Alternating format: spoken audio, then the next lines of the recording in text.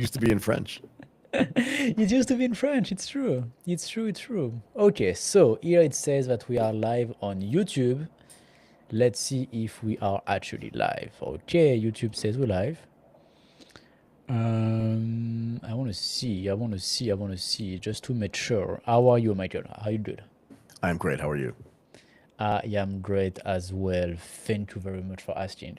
This could be a super interesting fight, right? This is going to be a very, very, very interesting fight. I will explain to you like why this is super interesting and like what's the story Or behind he this weighs fight. less than I do. Sorry. So I'm super Lex height. Yep. Yep. We are And I super weigh a excited. little bit more than super Lex, but like he's at my fighting weight. It's like 67 kilos, right? He's Yeah, something like 145 that. Yeah. pounds. Something like that. And he's 144. And so is this guy. He's 6'4". Can you be 6'4" and 144 and a half pounds? So, Nabil Anan is actually definitely like an anomaly. How do you say in English? Yeah, Yeah, same anomaly. thing. That's An that's anomaly. correct. Okay, Yeah. yeah, because he's like 1 meter, or like how what's Six his foot height four. in It's got so centimeters? 5'7", 5. He's 7. He's 9 inches taller than I am. So that's 18. He's Okay, like almost 2 meters tall. he's really, really, really tall. Height in centimeter. Why it says tall to find it? Yeah, 195 exactly. Yeah. 195 centimeters. So this is huge, right? He's definitely super, super I tall. mean, But he's like 195 what? is so tall. How can you It's be so tall. 144? Exactly. And it doesn't look like he's cutting weight. You know what I mean? It's like he's very skinny, bro. You see that he's very, very skinny. He But he's doesn't look like he's muscular. like super strong. Yeah, yeah, I mean, kind of. kind of exactly.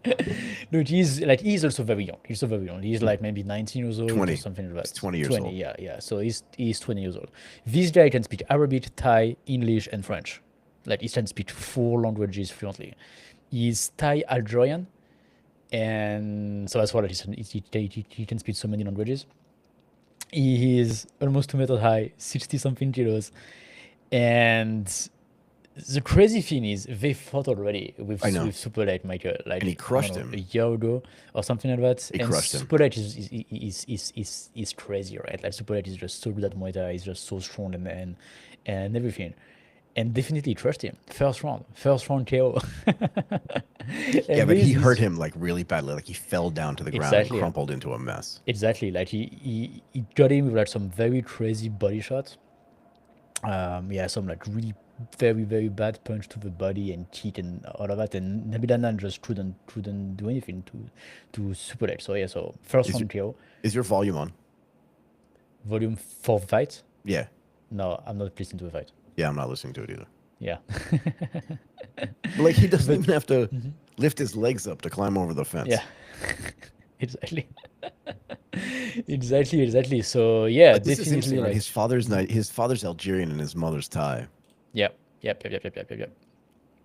So So definitely their first fight, like KO first round, super impressive. There is this moment in the fight where Super like had to jump to touch him, like to be able to like touch him in the face, he had Because to Super jump. Lek he's 5'7". That's Yeah, so 170 centimeters. He's 25 yes, centimeters taller. yeah, exactly. Yeah. He's our height and he's our weight. Like Super is standard our size, just stronger, right? And obviously he's like a Muay Thai guy, so. But yeah, no, like definitely super But big difference. this is an interesting stylistic fight, right? Because the guy's so tall, it's got to be super hard for him to defend his body. So one of the key, obviously, right? Like the body defense is going to be definitely super strong for him. But Super Lek, because it's Muay Thai, right? Just gonna kick him in the stomach relentlessly, no? Or punch, yeah, Or punch him in the stomach one of relentlessly. both, yeah, Because exactly, but yeah, also to defend your body, your hands have to be way lower, which is gonna leave your head just completely exposed. It's gonna be hard for exactly, him to kick him in the yep. head. But Super Or Lek's like, strong. He could jump up and punch him. so that's what he did on the first fight. He was like punching on the body. So Nabil Anan was like going down like this and then going up basically, right? He was like boom and boom like this, and it was working very well. Nabilanan should have a reach advantage, a huge reach Yeah, advantage, yeah, right? yeah. And so, and because of the size of his body, when he teach you, he gets so much speed, right? Yeah, Like yeah. it's really coming at you like so fast and with so much speed that it's really dangerous. Hello, by the way, to all the people who are watching. We have a lot of people watching at the moment, so thank you very much for Thank you very joining, much for everybody. watching. We are going to comment the fight and watch along with you. So yeah, feel free to leave a comment. Yeah, if you have any asking questions or question. whatever, just ask us anything. Yep, When we have super. breaks, we may talk about UFC London. So if you have any questions Yes. about that, just let us know. Yep. So yeah, so the first fight was really like super light, crushing him body, then going up to the head Yeah. and really making so much damage, right? Because also like Namiladan, he's 195 and he's 60 kilo. I mean, he can't really have the muscle mass that super light has, right? Right. So he can't like But also, how get many as fights much has Super shots. Like had? I don't know, like the fight record must be like over Right. 300 But I mean, or at it's least a huge 250. number. It's a huge number. Super And light, he's 7 years older than this guy. Right. exactly. I mean, He's just and another level. Yeah, and for you sure. know, like the biggest difference in any sport is confidence and experience. For sure. And like here, confidence and experience is definitely on the side of super light by far. By far. So yeah, so basically the thing is that the reach advantage of Nabil Anan, he really couldn't use it during the first fight. So do you want And to tell what people what Super Like means? yes, super small. Right, super small. So That's very small. it's just like highly ironic in the context of Yeah. this fight because he's so much Exactly. smaller than the other guy. Exactly, yeah. He's super small. But Yeah. this is funny that he chose this nickname, huh? Super H. That's super But small. but he might not have like I told you there was this guy at TDPK and he was tall and his nickname was Big.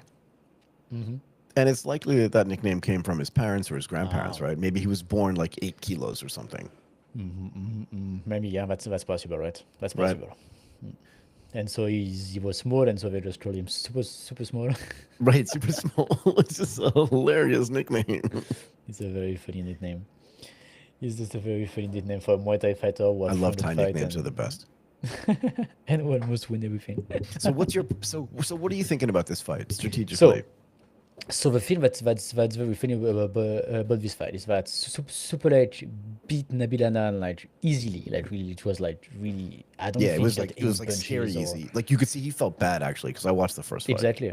Yeah, it was like really like there was absolutely no fight between the two Yeah. in the first bout. Yeah. Then Super Light became champion, okay, and then Super Light had to defend his belt in December against a guy called Nico Carrillo. Oh yeah. And Nitro Carrillo like won his way to the title shot. That he was the guy to fight Super Leg. Okay, so fine. He has to do this fight. And for some reason that we don't know actually, Super Leg pulled out of the fight in December. He was like, I don't fight. We have no Oh, I idea think you why. were telling me this. Yeah. Yeah. We have no idea why. Or maybe I missed it. So if someone in the comment can If tell someone knows me. why, yeah, let us know. Exactly. Please let us know. But I'm not sure why he pulled out of the fight. And so then Nabil Anan fought with Nitro Carrillo. Okay. For the And title. with for no for the interim belt because like Super Light was not there, so they did an interim belt. So does Super And the Like still thing have the is, title? Super Light still have the title. Yeah. Super So Light they didn't take it away still the from him. champion. Yeah. No, so he still have the title, yeah. So Super Light is still the champion, and Nabil Anan is the interim champion. Look at the size difference. So huge. And so they did the fight with Nitro Carrillo, and the thing is, Nabil Anan KO Nitro Carrillo first round. Yeah, I saw that fight too. First round, and that was like an upset because that was not what was supposed to happen, right? No, So it was now, like it was like an angry giraffe fighting an injured lion. It was just like, exactly. yeah, So now they give a title shot to Anan because like he beat Nitro Carrillo, and so he needs to face Triple H again. So let's see how see. he evolved the last 3 years. Yeah, let's go. it's a weird fight It's definitely a weird fight. Like because you Nabil Anan can't even is train. not a Like, how do you good train? fighter. Because there aren't that many guys that are 6'4" in your weight. Yeah. So So you need to find guys maybe like that are definitely in bigger weight class than you. Yeah. Or say you see like these massive punches like that and super like how does he find the like The how range, does yeah. like how does he cut the distance, right? Like so fast, like to actually like punch him in the face or like He that. just tried to punch him in the face without jumping. Yeah. But again, like this guy, Anand, his Yeah. legs don't look that strong. No. I mean his whole body looks very skinny, huh? And super is really strong. Like if you take us, Yeah. Michael, in the legs, we dead. Like, we can't Oh yeah. we can't I watch wouldn't for even. like a week. We were talking earlier today about like how every guy Yeah. should know how to fight. I don't want to get Exactly. kicked Yeah. in the leg by this guy. Oh no. Super late is no, definitely not. So yeah, he's doing a very good job, surprisingly, super late at actually like just like breaking the distance, right? Distance, Like, yeah. and he's really good at that. It's So pretty this impressive. guy's like the like if this was an MMA fight, it would be over. Yeah. I think. So if he does an MMA fight, if he could go to the ground, and if Super Late was They good would on just the ground, crush him. he would do something definitely. Yeah. But here in Mota, you see like Nabilanan doesn't look like to use really his reach advantage with the ledge and stuff. He's only 20 though, right? Like, and Yeah, the he's other only thing too 20, is he's going to get a lot heavier as he gets older. Yeah, probably. Yeah. He's not Probably. fighting at 65 kilos for the rest of his life. No, I don't think so. So 3-round fights are gonna be And pretty Rodtang fast. has to be careful not to get kicked in the head, right? Rodtang? Yeah. I mean, Super sorry, leg? super leg. Yeah. Like, I mean, Because when he's definitely. moving in, right, he's leaving. Sometimes he leaves his head exposed. But Yeah. I watch for these little The tells, knees right? as well. Yeah, he's got to be careful of the knee. Ooh la la, he's not good. Ooh la la, what's this? Ooh, knockdown. He's chancing the knockdown or not? Oh yeah, he's chancing the knockdown. Ooh la la. That means that's a 10-8 for Nabil Anan on the first round. Ooh, oh la la, look at that. He's destroying him. Oh no. I hope Super 8 doesn't lose. I really hope. Yeah, you can't take him down. It's just hard to punch a guy whose arms are twice as long as yours. Yeah. And Well, the that's why dude's he's not really weak, bad, huh? right? He's, I don't know. Is it finished? Oh la la, he's almost KO first round almost. Holy Did they Vegas stop is the fight? checking like, no, it's the end of the first round. Oh la, he almost KO Super Leg first round. That's crazy. How can this guy, I mean, if you win KO first round in Super Leg, like it was really close. He's saved by the belt. Look at that. Wow. Is your screen freezing every now and then? Yeah, a bit, yeah. Yeah, so is mine. That is That's insane. what I told you. You had to be careful of, right? Those kicks to the face and the knees. Yeah, like the knees and the. Oh, Because there's just so much, like you said, there's so much speed and torque that goes into those knees and the legs because it's like a whip. Exactly, yeah. And then even if a guy doesn't have much power, just like the inertia that he's getting, right, with the speed and the length. But wow, I didn't think it would go this well. It looks like Super is in really bad shape at the end of the first round. So that's a 10-8 for Nabil. So, which means It's a 3-round fight, yeah. 3-round fight. So. He's got to either win the next 2 rounds or he's got to knock him out. And even if you win the next 2 rounds, it can only be like a draw. A draw. So it needs to be 10-8. So that now, but like it was very good domination by Nabil Anan. So I don't see how let's see what happens. Super Ledge. Let's go. These are 3-minute rounds. Wow, these rounds Yeah. are fast. Because normally, Very you're used to the fast. UFC rounds are 5 minutes long. There's a lot can happen in a 5-minute round, yeah? Yeah. In 3 minutes, it's you get to go faster. So a normal boxing round is also 3 minutes, right? It's sure. just much faster. Yes. And yeah, only 3 rounds, it's pretty fast, huh? It's only a 9-minute fight. Yeah, it looks like Super Ledge is really struggling with the everything, distance. actually. Yeah. Well, this guy's just gotten a lot better, right? Maybe he just got better, yeah. But yeah, it's very impressive that he can make weight, huh? But I don't think he's making weight. Like, I don't think he's cutting, is he? He just I don't looks know, yeah. thin. Yeah, don't know. very thin, huh? But they do the hydration test in Do they the do World it? Championship. Yeah. So they control the weight cut this way. Yeah. This is an interesting setup that they have at one, right? Because they'll do a kickboxing match, they'll do a Muay Thai match, they'll do an MMA match, right? So you kind of, You have many sports in the same evening. yeah, in the In the same, same events. yeah. Yeah. So Super Leg is not really doing the same thing as he did during the first fight. During the first fight, he was really going to the body, and then when Nabil was going down to protect himself, he would go up. Yeah.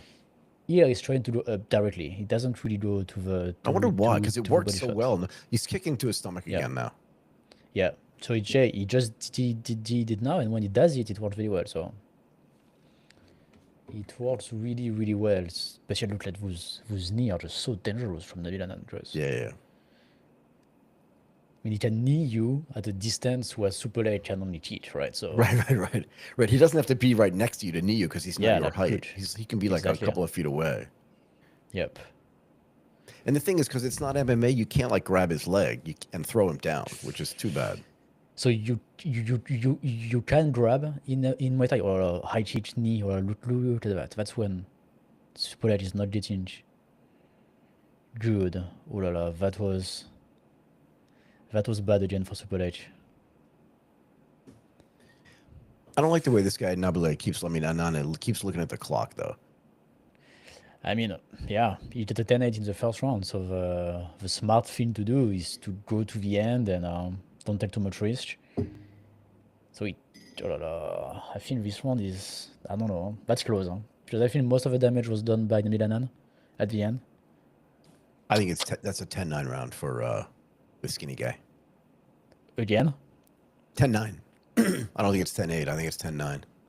Yeah. So you give it to Hanan again? He just kicked him in the head. I mean, Yeah. At the end, it was really, they really need bad. him in the face again.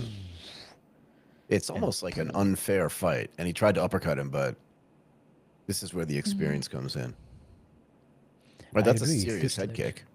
It looks like an unfair fight. And Super Leg won by KO first round in the first fight. Like, I mean, But I think he was more aggressive in the first fight.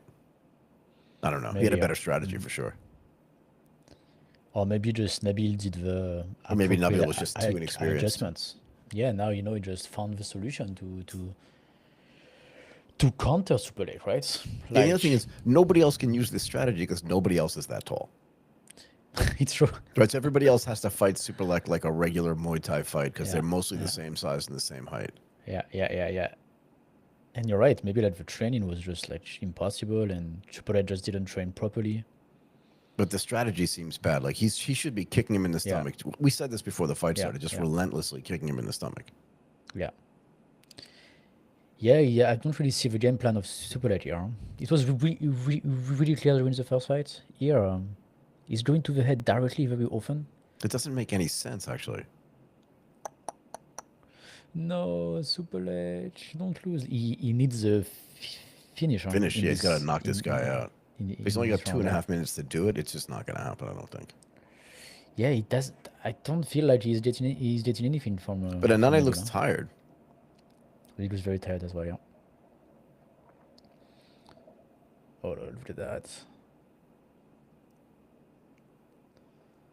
Look Yeah, at this does that. not look like a Muay Thai fight, does it? What do you think it looked like? Because a Muay Thai fight's usually much closer, not a lot Yeah, of distance, yeah, and a lot yeah. of trading, punches back and Yeah. forth. Yeah, and a lot of clinch as well. They clinch a lot in Muay Thai. Yeah. And elbows in the clinch, you know. Right, and there's just Which- like none of that works here because the guy's just way too tall. Yeah. So I mean, perfect game plan from Nabil Anand, no? Like play with the cheap Super Leg at distance, like knee him when he's close. Perfect, huh? He does look super tired. He does look super tired. I really don't want Super Leg to lose. Please don't lose. I know, I kind of want him to knock this kid out. But if Nabil Anand win, that's impressive, because I don't know when is the last time that Super Leg lost, but it's a long time ago. It is, but then what kind of fighter can beat this guy if he can Yeah. keep making this weight and keep using this strategy? No, it's true. And it's like the next fight that would make sense. Oh, the next fight that would make sense for Hanan would be Rodtang. Huh? Yeah. It's different weight class, maybe. That's bantamweight. I don't know if Because Rodtang and Super Leg are not in the same weight class by default. But they Super Leg fought is each other. Is one up. Yeah. Who's But one up? Super Leg won. Rodtang's heavier. No. Super Leg is heavier. And Rodtang is the weight class below. Right. So when they fought, Super Leg had to cut weight. But he won that fight, didn't he? Yeah, but he didn't like cut the weight, so he didn't succeed in In cutting the weight, so it wasn't like a valid fight. It was just like a catch weight. Look at this knee. Yeah, exactly. It's catch weight. Look at this knee to the body. That was really bad. He just knocked him down again. This fight's over. Okay, Nabil won. Oh no. Can't believe that. I can't believe that. Okay, good job. I mean, good job. Good fight, Perfect. though. I mean, interesting. Good fight. Interesting fight. Yeah. I mean, good fight. Yeah. Good job. But interesting. More than anything else, it was just an interesting fight. Strategically, it felt like Super Leg was not doing the right thing. Yeah, and that the strategy for Anand, is that how you pronounce his name? Yeah, Nabil Anand. His strategy was perfect, and his execution of that strategy was insanely great. I agree. Yeah. I agree. From Nabil's side, it was, and it looked like Super Leg didn't have any solution. He had no ideas. No idea, no solution, and he didn't do. So, which means Anand gonna be the champion. I can't believe it. I can't. But yeah, perfect for Anand. Very happy for him. So Anand would fight against who in the UFC? So this is bantamweight. What's the weight class? Where's the weight class? Super Leg. Oh, it's 144, so that would be like. Is it Makhachev? No, that's below. That's top. No. Well, Topuria used to be Topuria, but that would be like a fuck. Could you imagine him fighting Volkanovski? Because that's who he'd fight against, yeah? Yeah. Or Diego Lopez. Yeah. I mean, in a full striking match, I think Super Leg would destroy all of those guys. So if Anand beats Super Leg. Yeah, but again, he can't get taken down. Yeah, so then. But so this was the problem. This was the problem that Sean O'Malley had with Merab, right? Was that. Yeah. That Merab was like, okay, punch me if you want, but I'm taking you down because you're a stringy, weak dude. Yeah. True. That's a very good comparison. Yeah. But so yeah, I mean, if it's an MMA match, it's not fair because he doesn't train ground game, right? So it's gonna be the same as Rodtang against Mighty Mouse. Yeah, they just go on the ground when it's done, right? So, but if it's a full striking match, I think he can beat anyone in the UFC. Oh yeah, if it's just full striking, it's not even close. Yeah. So interestingly, so this guy speaks, you said, French, Thai. Yep. Arabic. And English. So why is there a translator there? In Japanese. He doesn't speak Japanese. Actually, now he's speaking Japanese now. So when he fights in one championship, Nabil Anand, he does himself English and Thai. There is no translation. When they do the fight in Bangkok, he does himself both.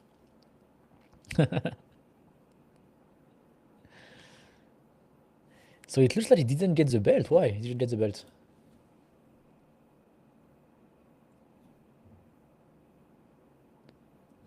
He says that I've put the sound on a little bit. So he's saying that he's the first guy who knocked down Super Leg. But why he didn't get the belt? If anyone in the live stream knows and can tell us. They probably did a catch weight. Maybe someone missed weight. Where can I see the chat, Martin? You can go to the YouTube channel. Undercover Media. Undercover Combat. Yep.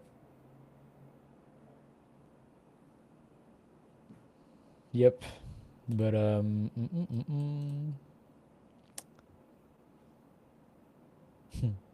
he's very happy. That's very good for him. Very impressive to beat Super Leg. It's impressive. Huh? But so why didn't get? No, wait. What? What's the problem? Let me check something. Is bantamweight actually the? No, it's not the. Sorry, it is not the weight class of Rodtang. Rodtang. Rodtang is flyweight. What's below? Yeah. But why Super Edge didn't have the belt? Did they remove the belt from Super Edge?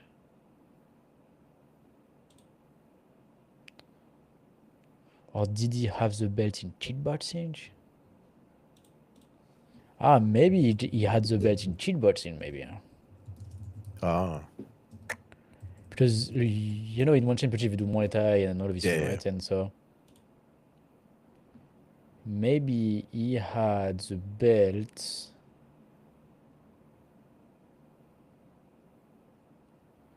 in kickboxing. There's something in the chat, Martin. How can I see what that says? No, I don't see anything in the chat. It says one chat message. Where? Where do you see it?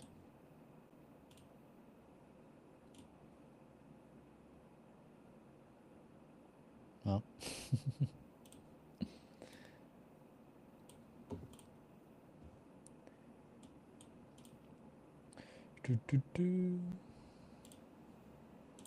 I'm clearly doing something wrong, Martin. How can I see what you're seeing? Where? On So I go the to side, the on the channel. side, on. Okay. I go to live. Yeah. And how do I see how many people and all that other stuff? So you need to go to when you're on the live. Yep. You just there is a little icon. When you're on live, you click on view in live control room. Say again, view in live control room. Yep. So when you put your mouse on the live, next to the little icon, there is one of the icon that is view on. Got it. Okay. So he was the former bantamweight Muay Thai world champion. Who was? Triple H. Got it. So, but when did he lose these belts? So now he's still the flyweight kickboxing. Oh my World God, there's champion. Chatri. Yep. Hello, Chatri.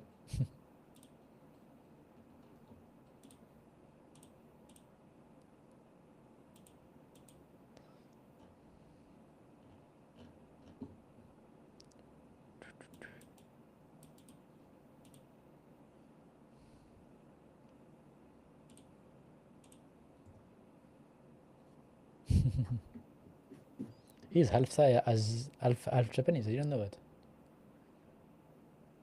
Say it again. He's half Thai, half Japanese. Didn't know Yeah. it. I mean, maybe. Who knows what's true? So yeah, so he was not the bantamweight Muay Thai world champion today, Super H. And that was a bantamweight Muay Thai bout. Oh, right. So who is the champion now? Oh, so that wasn't a championship fight. No, it looks like nice. I never really understand what's going on in one championship, to be honest, with this belt. The real question is, do they understand what's going on? Probably not. This is really where the UFC is so good, right? The entire story about the fighter and the belt and all of this thing makes sense. And just doesn't with one championship. I just don't know anything about who is the champion, and I mean, how come it's so hard to know, you know? Do you want to talk about speaking about stories, do you want to talk about the Sean Brady and Leon Edwards fight? Oh yeah, what did you think about this fight? I mean, he choked him out. Yeah, pretty impressive, right? And this was a last minute fight, right? He wasn't training for this fight. And he just had a baby daughter. And But Leon Edwards was champion before. Yeah, but Sean Brady is 17 win and one loss. losses. And the only loss he's had is to Bilal Muhammad. Exactly. Yeah. So, have you seen this fight with Bilal Muhammad? I have not watched it. That was a while ago, though. Yeah. It's so close. It's so close. Really, the two guys are exactly the same. They are exactly the same. The fight was could have gone either way. Really. So I'm concerned about Bilal Muhammad just because he's 37 years old. Hey, Martin, Okay, look, the yeah. Eiffel Tower. Oh, we're in Paris, really? What you want to know what's funny? Yeah, You've been there. exactly. I've been there. I went there. I saw the Eiffel Tower myself, and I saw how no class, I would say, to not offend our Japanese friend. Do you know? So you can go to the top of that. I've never been to the Okay. Eiffel Tower per se. Okay, the one in Tokyo or the one in Paris? Well, the one in Tokyo is the Tokyo Tower. It's not the Eiffel Tower. Exactly. So But you mean you've never been to the top of the Eiffel Tower in Paris? I've never been to the Eiffel Tower. Okay. I, Oh, I've really? seen it from a distance, Okay, you never been into but it. I've never been there, and I've definitely never been inside. And I think maybe once I went to the top of Tokyo Tower, but I don't remember. Okay. Okay, okay. It's nice from the top. You have a very nice view on Paris, you know? Oh It's yeah, really cool. because it's circular, yeah. Yeah, exactly, yeah. So It's cold and windy and you always have a little bit of rain, you know, so you need to deal with that. yeah, yeah, yeah. But there's also like a little office of basically the guy who built the Eiffel Tower there, up there. And it's nice. It's really nice. Really, really nice. I don't You remember know his that name. that tower was not supposed to stay there, yeah. Yeah, the Eiffel Tower. Yeah, yeah, yeah. It was for the expo in, It was I for don't the know. expo. They were just like, ah, leave it. Exactly. Why are we taking this But thing down? there is another big story during the same expo in France. It's I don't know how to say in English, the Foudre de Mercier. Have you ever heard about the champagne brand Mercier? Have you ever heard about them? How do you spell it? Mercier. Mercier. No. So it's a really, really good champagne brand out of Epernay. And basically, they built for this expo a foudre, and what that is like a very big container made of wood. Like Ah, you know, like what's the word in English? Like barrel, barrel, yeah. barrels, yeah, barrels. So imagine that, but huge. Okay, like for I don't know, 10,000 bottles, maybe 20,000 bottles, something like that.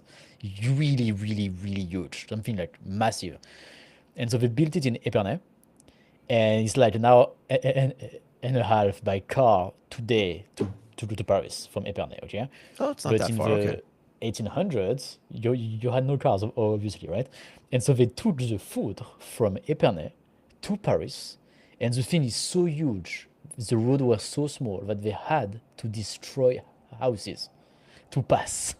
I did not know that. So Mr. Mercier, who was a dreamer, like really, this guy Yeah, had yeah. massive ambition, and he was like one of the first. Because at this time, champagne was not champagne at his time, and he was one of the first who built the Oh, champagne, you know, and who was like, and thanks to all of his stories, basically, champagne became something, right? yeah. But he was one of the first to actually say, okay, we're gonna do something huge, and there was really a before and after in champagne history, before and after Mr. Mercier, Well, and can I ask you this though? Like, why the bubbles? Like, why did that start? I don't know, no idea, No idea. no Okay, idea. so there Yeah. was the before and after from Mr. Mercier, yeah? Yeah, so he really like push the champagne as a thing, right? Like and Yep. build the ecosystem, and so part of everything that he was doing to promote the champagne, he brought his food, his massive barrel to the same expo as the Eiffel Tower, Wow. and because his film was so huge, he had to buy houses on the road from You Epernay had to to buy Paris. houses? He, I'll he, take he, this one, I'll take that one. Exactly. He bought the houses to destroy them because the road was not big enough and he needed the space to pass. But what did he put his thing on? So like on a thing with horses that were like pulling the big food, So and it was just he had like a what's it called? Like a carriage on the back or some kind of flatbed thing. And he put this cask, I think we would call it, okay. this big barrel filled with champagne. I think it was filled with champagne. Yeah, But wasn't it like bouncing around? It can't be I good for it.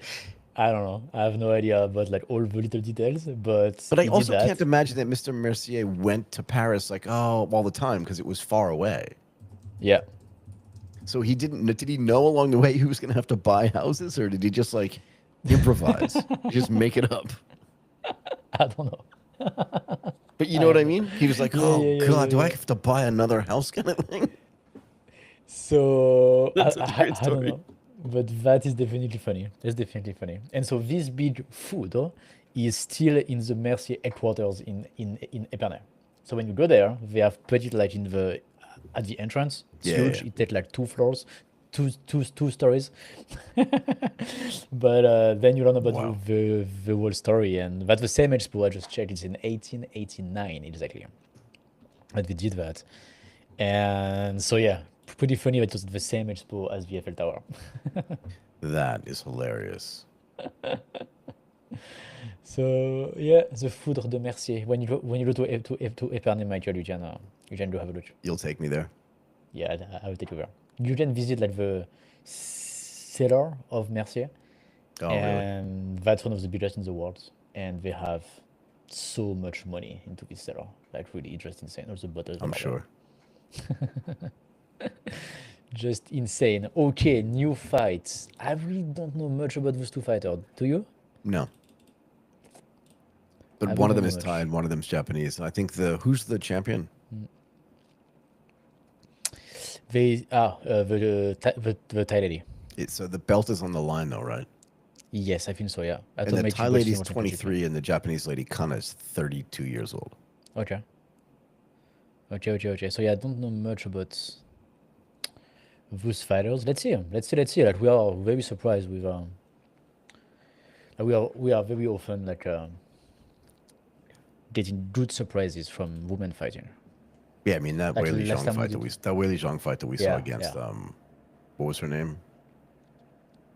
That I was don't such a remember. great fight. The woman who took her Yeah. down. Oh yeah. Kenya.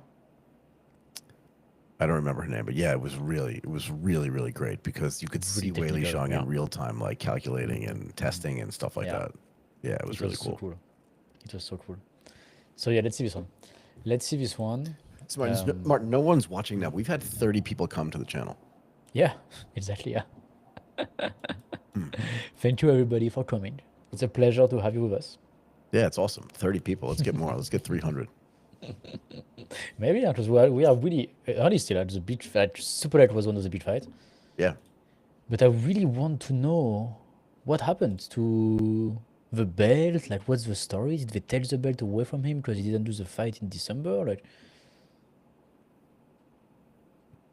ah, however, in the lead up to okay. So in the lead up to 172, so today, March 25, Super Light failed to make weights and was stripped of his one bantamweight Muay Thai world title.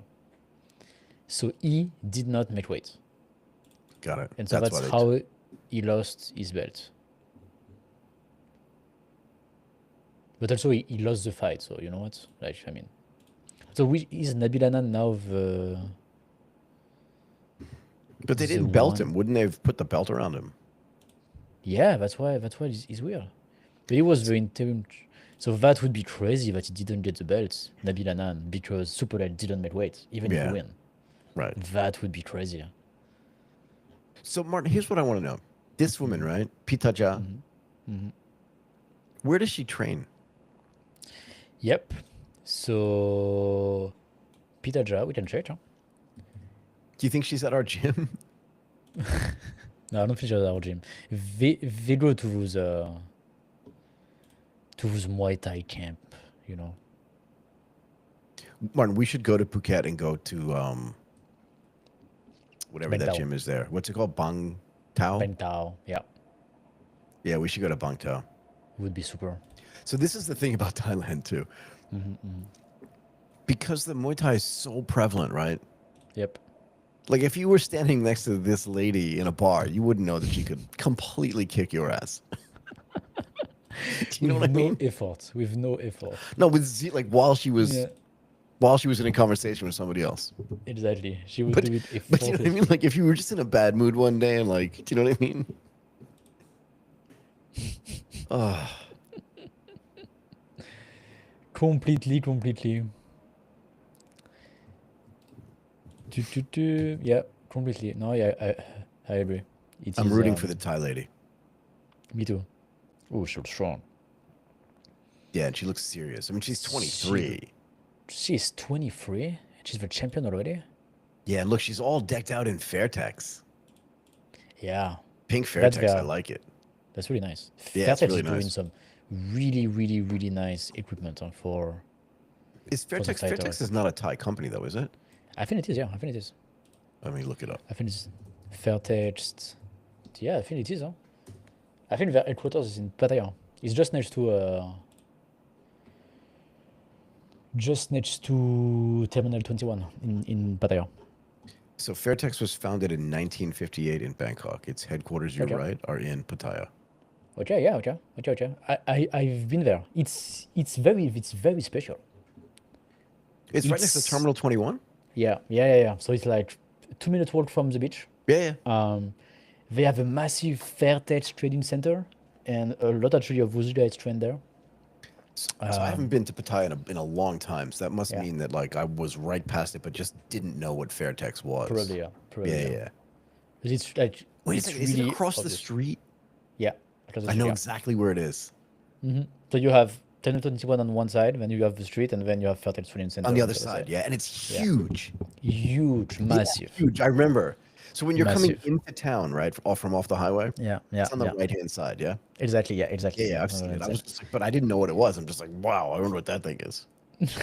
And so I went inside. It's very special. It's very special. It's What do you mean? like if there is an atmosphere, like the building itself is feeling something, you know. Ah, yeah, it could be. It's not like a normal, like it's not like it's all open. It's really Thai style, it's a bit old. Yep. There's a hotel like that. They have rooms basically like for the fighters, like upstairs. Then when you go inside, that you have like rooms and like a bars for train and all of this. There's like many rooms as well for training BJJ and It's training got to be other super stuff. cool in there. It's really cool. Really impressive. So quiet as well. Like I don't know. Yeah. It's really 208 and 6 losses. What, the lady? Yeah, the record of Pidgeja. She's 23 years old. She has 200 fights and only 6 losses. Oh my God. And she's just 23 years old. But How she looks great. You know what I mean? Like, doesn't look like she's been hit a lot. No. She looks fine. But what did she do before? Like, she must be. I think she used to work at Bangkok Bank, and then she's like, I've had enough of this. Oh, that's insane. 217 fights, 6 losses. That is something, huh?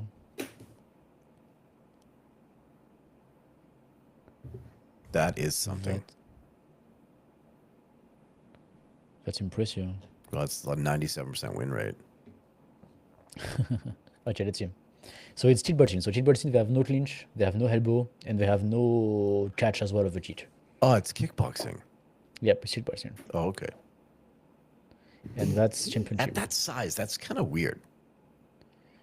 So it's unlikely there is KO on this at this size, yeah. Well, Actually, I'm yeah, checking, because how do you like- generate enough power to knock somebody out at that size?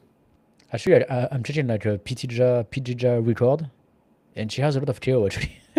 Like really, she has a lot. Yeah. I mean, she looks super fit and super Yeah. strong, right? I thought you Really couldn't strong. grab the leg. Yeah, you can't. So he's warning her. Yeah.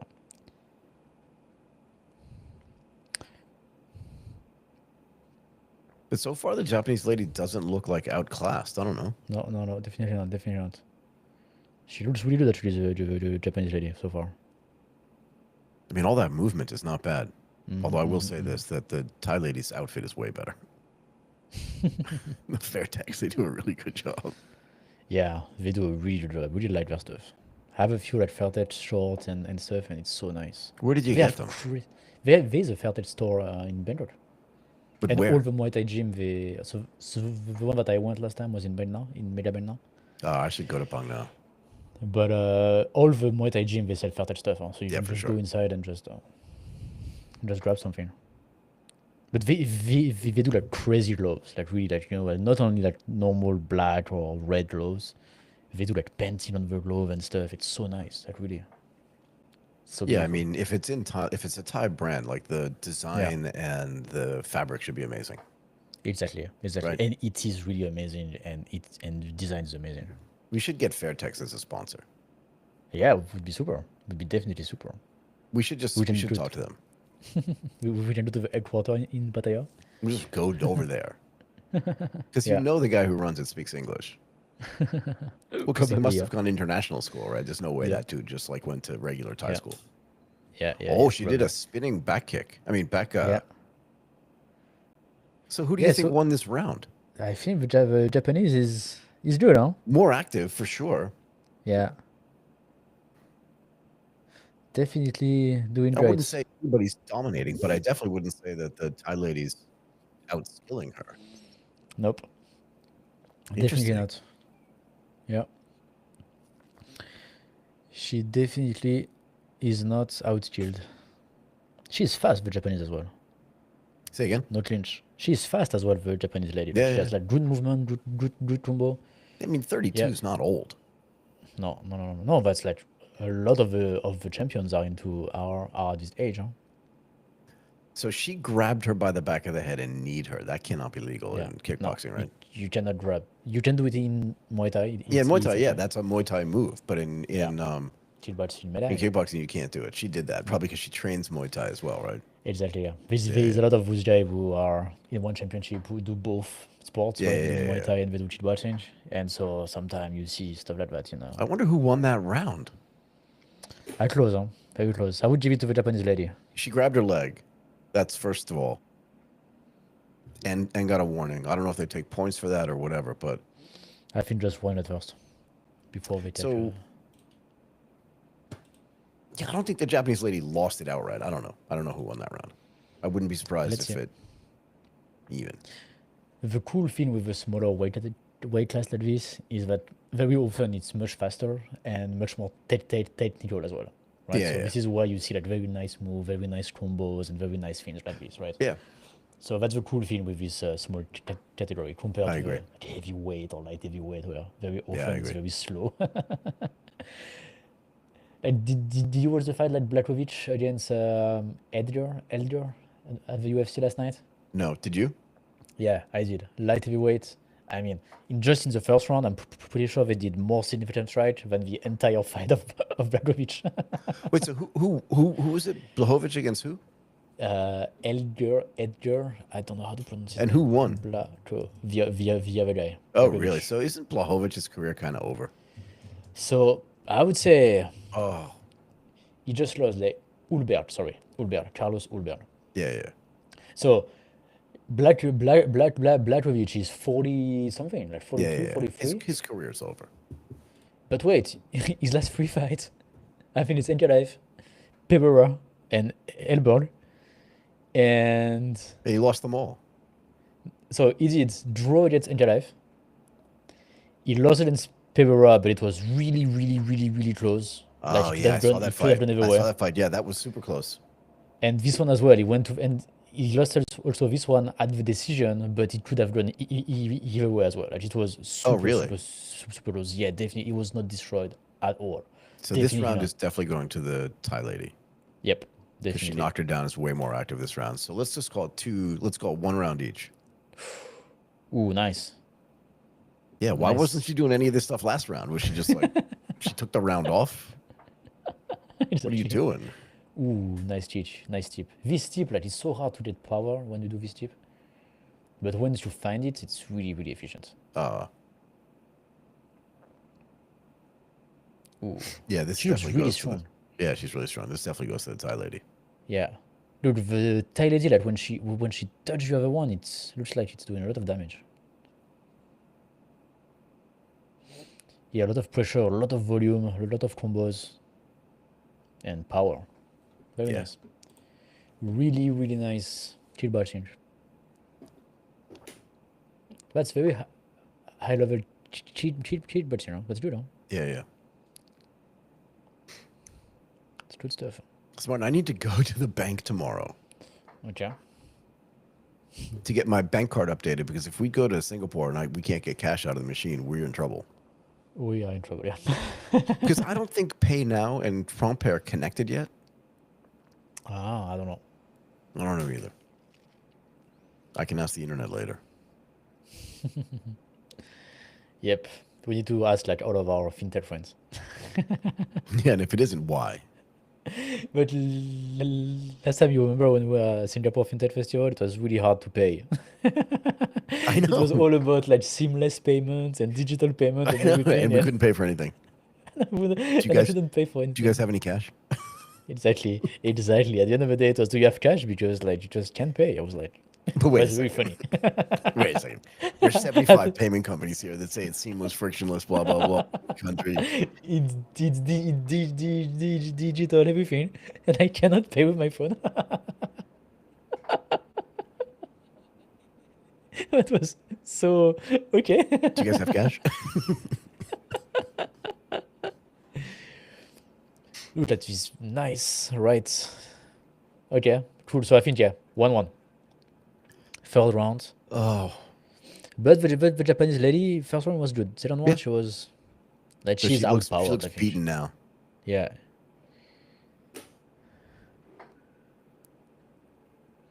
Martin, what, Okay, let's see so the photo. which Merci Marcel are we going to tomorrow for dinner? The one by the river, the one on Definitely Club the one by the Street. river. Definitely. The one by the river is the perfect mix of everything we like. That's the consensus restaurant. The one that make everybody happy. Exactly. Ooh, those head movements are very dangerous in kickboxing or in Muay Yeah. Thai. Because if you do that too much, then you know like the other guy can just This knee you in the Japanese lady's face. gonna have to Or... knock her out because Oh, it's a 5-round fight. oh, it's a 5 round fight. Yeah. Oh, oh, you're right. I can see the bars down there. Yep. But yeah, look at Okay, the punches from PG Jar. They are definitely stronger. devastating. Yeah. She seems to have definitely found a range now with her Yeah. punches. Yeah. He says no chin. Next time, you give him a yellow card To whom? To the Thai lady. to the Thai lady here. But I mean, that's fair. That's against the rules, right? Exactly. Yeah, you can't do that. You can't do that. That's the problem with the Muay Thai training, right? It's a great style, but it's not the style for this fight. Yep.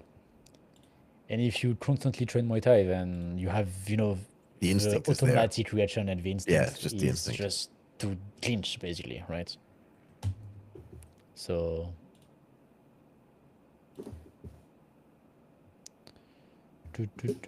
This is not a bad fight.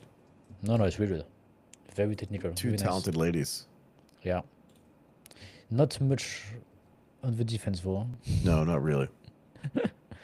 Like, except blocking everything, basically. That's just all they do.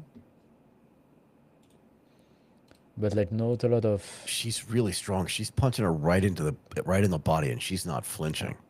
Yeah. So also like here in kickboxing, they have like much bigger gloves, right? Like so. Like one championship, they do Muay Thai with small MMA gloves, like the Yeah, I 4-inch saw that. gloves. Yeah. So that's really like that increase, right? The power of the guys. Yeah, because you're getting directly hit by the hand. Here, you're cushioned by the gloves. So it still hurt, right? But like much less than what we used to, basically. Right. What's his problem now? I think it was again clinch. Ooh, like that's a nice hook. Very nice hook again.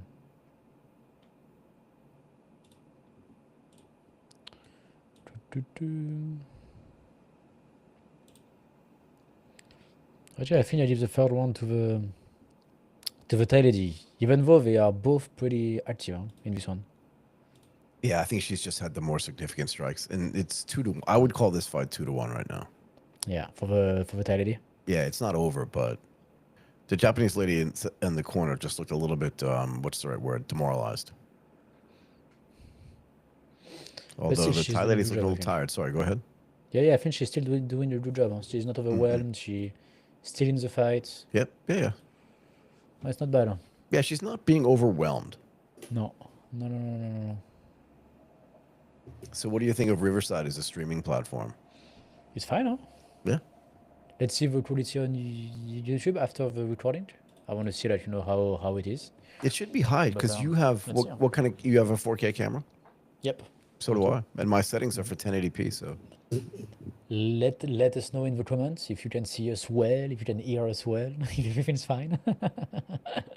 Thank you for joining as well. We will comment the fights and watch it along with you. yeah, and if you have any questions, let us know. So Definitely. I think we should mention this though to people that are watching every now and then. We live in Thailand. Yes, we do. We live in Thailand. Martin has trained Muay Thai a lot. We interact with fighters almost every day at our gym. Yep. So like we're We part love of this. We're fighting. part of this community. Yep. We love fighting. We love fighting, and just being in Yeah. Thailand means that, like the woman's wearing Fairtex. We were talking about this earlier, but like we know where the Fairtex headquarter is. Like I can tell you I've how to been get there. I've been there and I've asked for training, and they do want to train super early in the morning. Like, right. basically, like when there's no sun, right? So either before the sun or after the sun, because everything is outside. Like it's not like it's Yeah. really similar to our gym, right? Like Right. I mean, our gym is basically outside. exactly. Yeah. But tell me this. same Now thing. that you've been in a gym like that, right?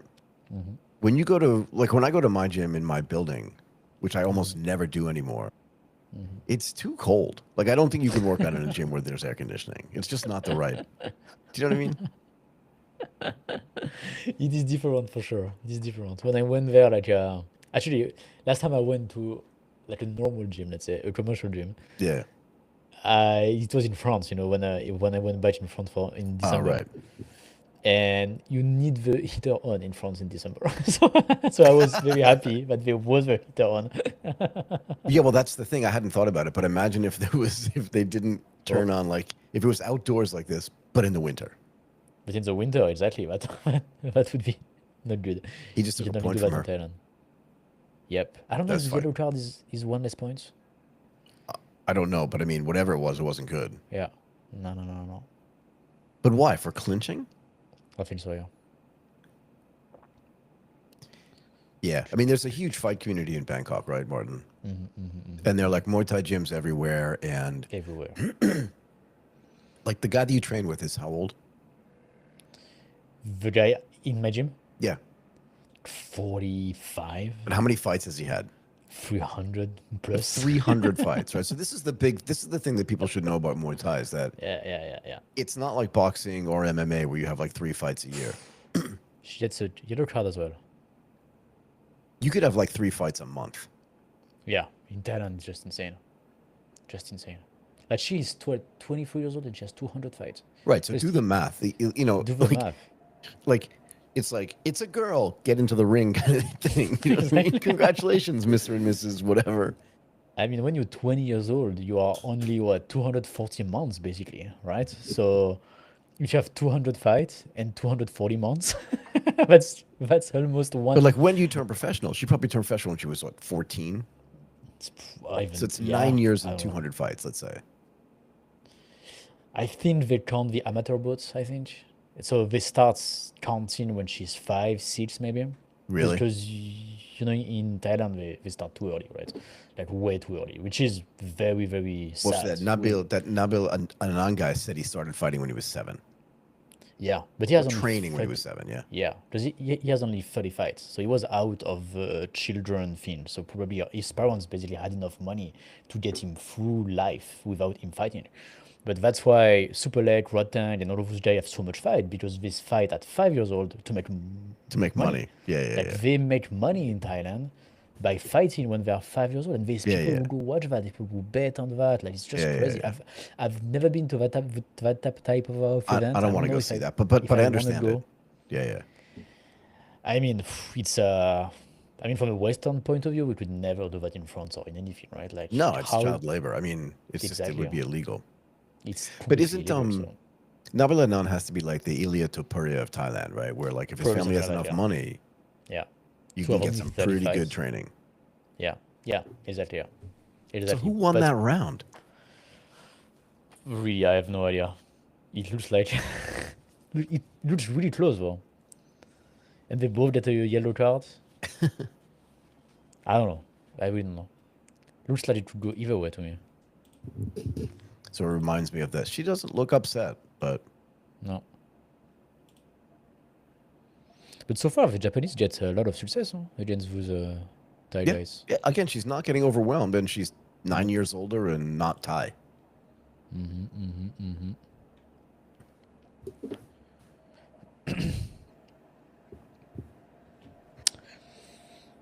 Okay. Okay. Last round.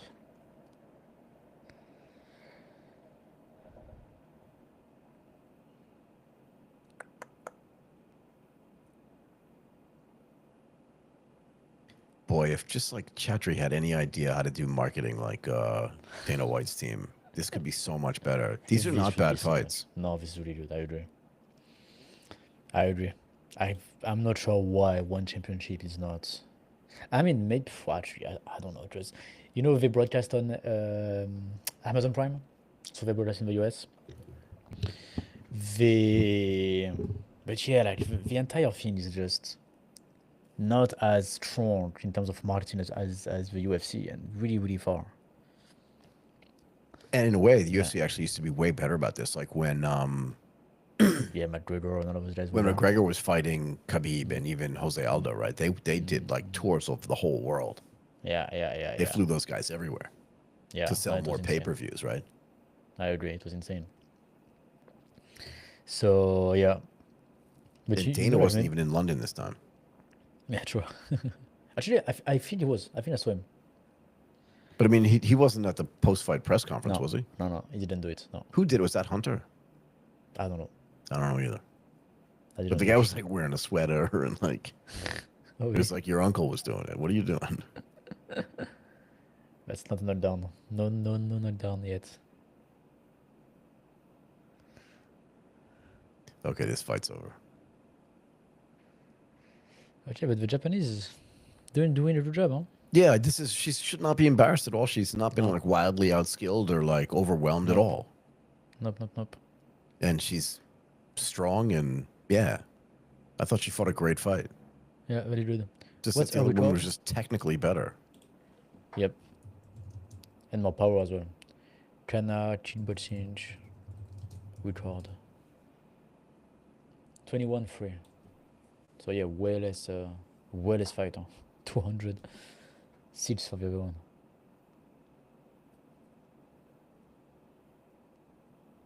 Yeah. Okay. Very close, I think, huh? Very, very close. Let's see how the judge scored it. And also, what was the implication of the yellow card? I don't know.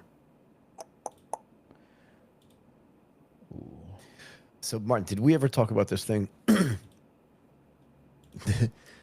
What does the yellow light mean? Did I ever tell you that story? The yellow light about. So there was this Oh la la. They are doing full. They did like a Justin Gagey I was against gonna say Holloway. they did a full on Max Holloway, Justin Gaethje. But nobody fell. Ah, but nice good fight. respect. Yeah, good Good fight, very fight. good fight. Nice technique. They did that for 5 rounds. It's long 5 rounds. Huh? Yeah, but Kicking lots in. of this is the thing again I love about Muay Thai fighting and just the I know that was not a Muay Thai fight, but this idea of the like respect and everything. the Yeah. respectful warrior. Right. The respect, the tradition, all of these things. It's very nice. Very, very nice. I Yeah. think people prefer that. Like from a marketing standpoint, this is better. Yeah, it's This better is than this more thing of like appealing. your father used to beat you up and you're a loser and like nobody wants that. Nobody. No, I don't think so. Nobody wants the trash talk and all of these things. I don't think so. So there was this sitcom Okay. in the 1970s and early 80s maybe, but probably in the 70s. Okay. And it was called Taxi. Okay. And it was actually had a bunch of like really great actors on it, even though it was a TV show. Okay. And one of the guy's characters was like this druggy dude who was like driving a taxi. But again, it was just they were all in the taxi stand. That's where Okay. most of the show took place. But this guy had to go like renew his license. Okay. Okay, and obviously he went with all his friends from the taxi stand to go renew Okay. his license. Okay. And they were there to kind of like help him. Okay. Let's see what happens in this fight. Let's see. All 3 judges. Unanimous decision.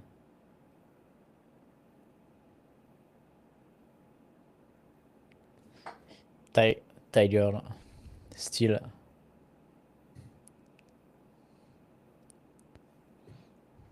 Okay. But Japanese Okay. girl, not bad. Not bad. So they had this. So he was taking his test, right? Okay. And his 4 or 5 friends were like 5 feet away from him, and he Okay. was sitting down at a desk with a bunch of other people taking this test. Okay. And he like filled in his name and did all that stuff. And then he got stuck on one question. And he looks up, and his friends look over at him, and they're like, "What?" And he goes, "What does a yellow light mean?" Okay. And they all said to him, "You know what a yellow light means, yeah?" They said to him, "Slow down." And he says, "What does a yellow light mean?" And they were like, "Slow down." And he was like, "What does?" And when you saw this on TV for the first time, it was just fucking hilarious. It is funny. It is funny. So when you say, "What does a yellow card mean?" That's all I hear in my head. Okay. Okay. I see. I see. I see. I see. I see. Got it now. I Anyway, got it. what does a yellow card mean? Maybe be careful next time you are disqualified. Maybe you can just have 1 or 2 during the fight, and then you are out.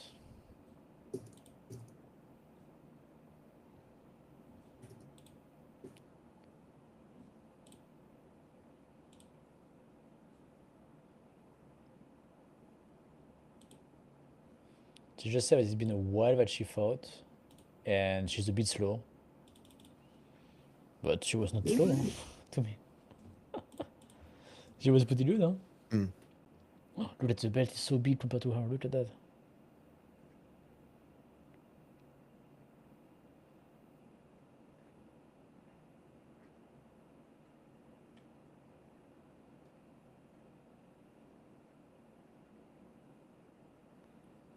Okay, so next fight is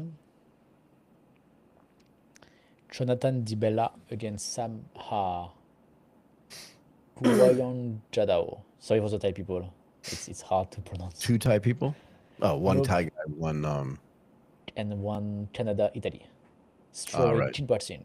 So again, small guy, chin boxing just after World Championship. No, interim World Championship. Okay.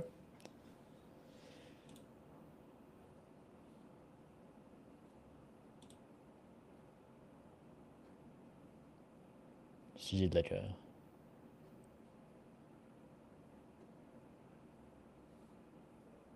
That's the way a Thai person calls somebody out. Yeah. I don't know if you're watching, but if you want to fight, like, just WhatsApp me. That's as aggressive as it gets. Send me a Exactly. line sticker with a hand up. Like, Send me a line sticker and for sure enough, send something, with like very little heart and like super cute things. send me a line sticker with a picture of Butter Bear. Exactly.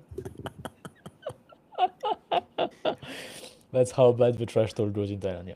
That's Thailand trash talk. Exactly. Oh la la, that's so funny. She's great though. Really great, yeah. She's Very really impressive. great. Very impressive. Yeah. So let's see.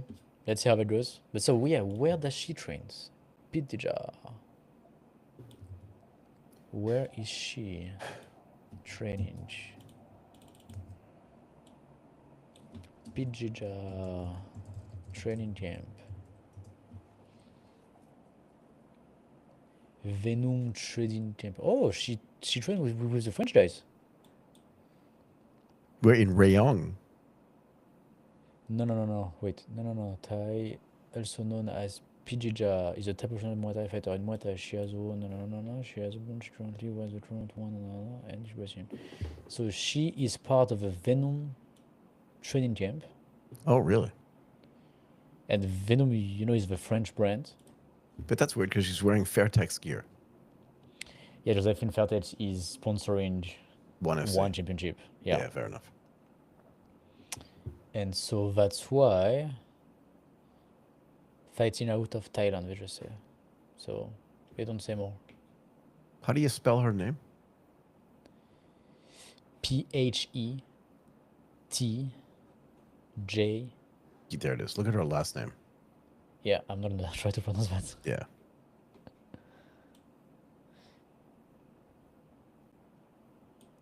She beat Anissa Medsen, French lady, and got the title there.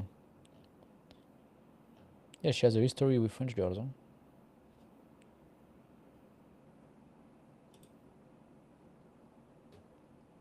At her last, like 1, 2, 3, 4, 5, 6, 7, 8 fight, there is 3 French for PGJ. At the age of 10, she had over 100 fights. More than 70 of them against boys. Really?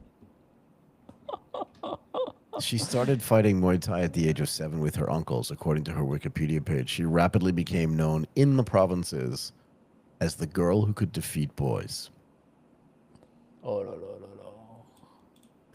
In 2013, Petjija was stopped from competing against boys due to the laws of Thailand, as her fights were starting to get televised. Having to compete only against women, she is outweighed by most of her opponents.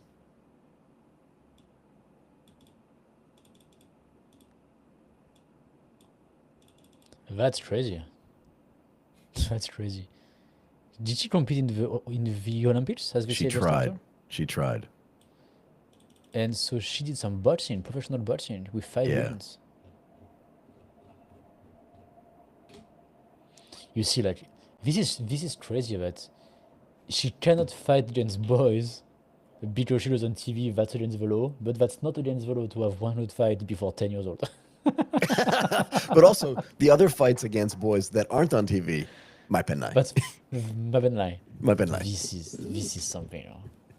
Wow. Oh, how good is that? Yeah. I mean, this is how Thailand produces crazy fighters, right? Like it's because they start so early. So Yeah, 7 years old. this is. But how can you do? You start at 7, at 10 you have 100 fight. In what, in 36 months? So that's three fight a month. At like 7 years old, you do 3 fight a month, fight every week. At 7 years old. But she was also fighting boys. Fighting boys as well, yeah. And just imagine if you're a boy and you're fighting against a girl and losing. Yeah, because this is the thing. Like, imagine you're 8 years old boy fighting Muay Thai professional, right? Yeah. The thing is, you also do that to feed your family as well, right? Like, Yeah. so the boys are like, I mean, the two fighters are doing that, right? So when you're the guy, you fight the girl and you lose. I mean, I think it's really hurt your career as a fighter. But it's also she- bad for your family. It's very bad for your family. Like, I mean, it's disaster. Like, I mean, in terms of It's a reputation and everything. disaster. Because like this is the very hard truth is that we always see the guys who come on the top of 200 fight, like, you know, winning stuff like that, right? But all the other guys that they beat on this journey, they didn't have a lot of second chance, right? Like they really give up on them very, very, very quickly because they just want, like, the gym themselves. They just want to invest their money and time on the winners, right? So they don't have a lot of second chance.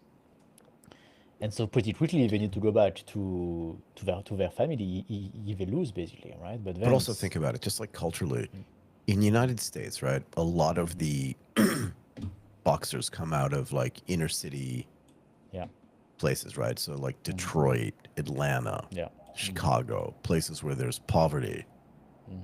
But in Thailand, they come out of the provinces. And here's the thing. Even though Thailand only has 70 million people, there are a lot of people living in the provinces, and there are lots of competition, and there's a fighting. Exactly. What's the right word? There's a fighting culture in Thailand, which is really strong and really beautiful, actually. Yep, indeed. It's more than just punching and kicking. We talk about this all the time offline, but there's like this gentleman warrior mentality. I respect you for fighting. Exactly, yeah. You're good at fighting. Yep.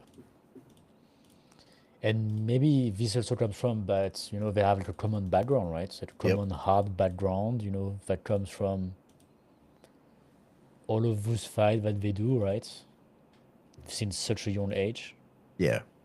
But there's an ethos. I think that's the word I was looking Yeah. for. There's a Thai Yeah. fighting ethos that's really powerful. Yep.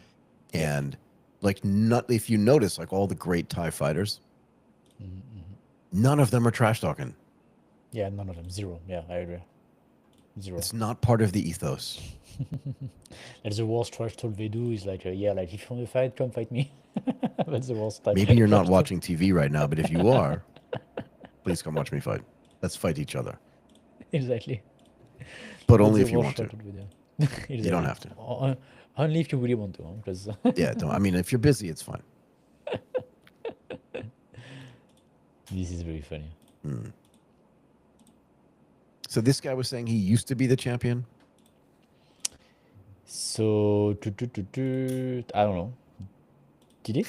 So this is Sam A. And what is this a kickboxing fight? Yep, kickboxing fight. So same thing. That's why the gloves are so big. Yeah. Yep. Yep. Kickboxing fight. That's Herb Dean. Yep. He's in Tokyo. He's in Tokyo indeed. He was on Scumvit Road like 2 weeks ago, wasn't he? Yes. Yes. Exactly. How cool is How that? fun is that? He was It's just in very Thailand funny. getting a cup of coffee. Exactly. I think this is very funny. Dude, there were tons of Japanese guys in the gym this morning. Oh yeah? Really? Guys that I'd never seen before. Oh yeah? Yeah. That's interesting. I don't know why. Oh yeah? I don't know. I don't know. Can't tell you.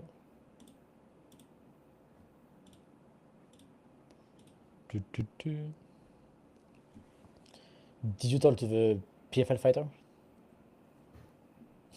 Nah, I don't think they're interested in talking to me. But I don't know that for a Yeah. fact. I don't think they're interested in talking with anyone, to be fair. Yeah, I don't think so either.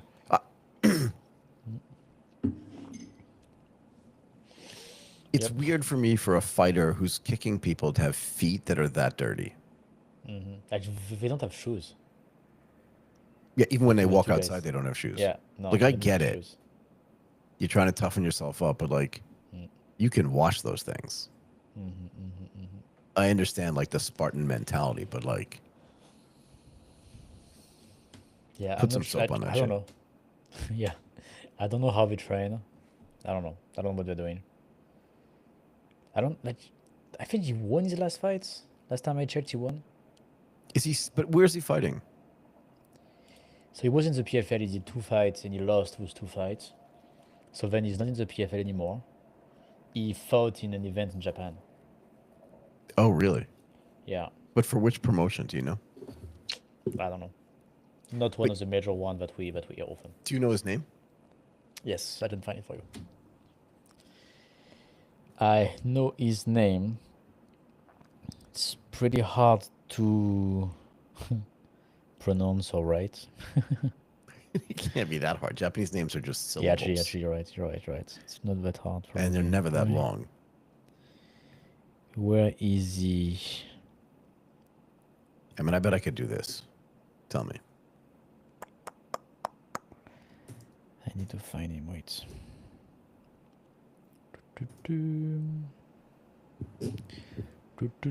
Okay, so what do you think about these fights? That's coming up. I don't know. One of these guys used to be champion, yeah? Ah, I found the day. Yamato Nishikawa. Yamato Nishikawa. I think he's fighting in the 70 kilos category weight class. Last time I asked, it only 70 kilos. But he's our size, so it looks really. Like, he looks very small for 70 kilo. That's my point. Yeah, but he's 170 centimeters. And his last weigh-in was 155 pounds. Okay. He's yeah, exactly yeah. my size. Exactly, yeah. He's exactly your size. And Makhachev in the UFC, because he fights in MMA, Makhachev in the UFC is 185 centimeters. He is 15 centimeters taller than you, Michael. Magic chef. Yeah, he's 5'10". Like he's big. He's big, and he cuts 270 kilo. So I mean, what can you do against a guy who's like 15 centimeters taller than you are? Yeah, he's 15 centimeters taller, but he also weighs probably like 30 pounds more than I do. Exactly. Yeah. Walking around. Yeah. So I don't know. It doesn't feel like for our Japanese friend, it doesn't feel like the proper weight class. You should go down to 60 something. But how old do you think he is? He's not. I don't know. Can you find online? No, I know how old he is because I'm looking at his Okay. Tapology page. But I don't know. if I had to guess just by looking at it, he looks like 35 years old, right? Okay. He's I would have 22. said like, yeah, I would have said 27, 28. He's 22 years okay. old. Okay. And if he you has look a at, good record, no? he's 22, 5, and 6. Okay, yeah, so not bad. But if you look at his pictures online, he looks like clean. Yeah. And if you look at the way he looks in the gym, he's just like he's a mess. I mean, when we see him in the gym, he's training, right? So, plus, as we said before, he's not going for talking to people or meeting friends. He definitely is not. Nope. So it says he still has a PFL page. Okay.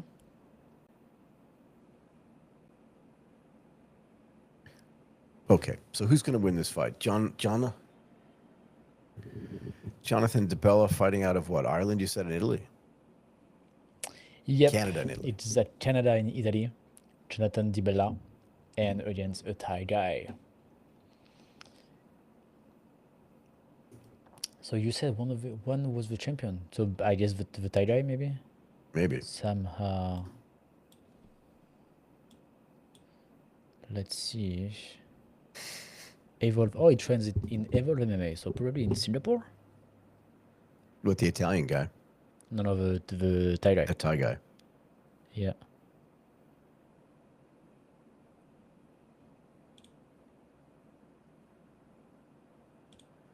Oh, there's a But that's Martin, for the this- belts. But Martin, it says he's 57 kilograms. How's that possible? Yeah. A lot of those Thai guy, they are really small. No, I'm looking at the Jonathan Giovanni DeBella. Okay, yeah.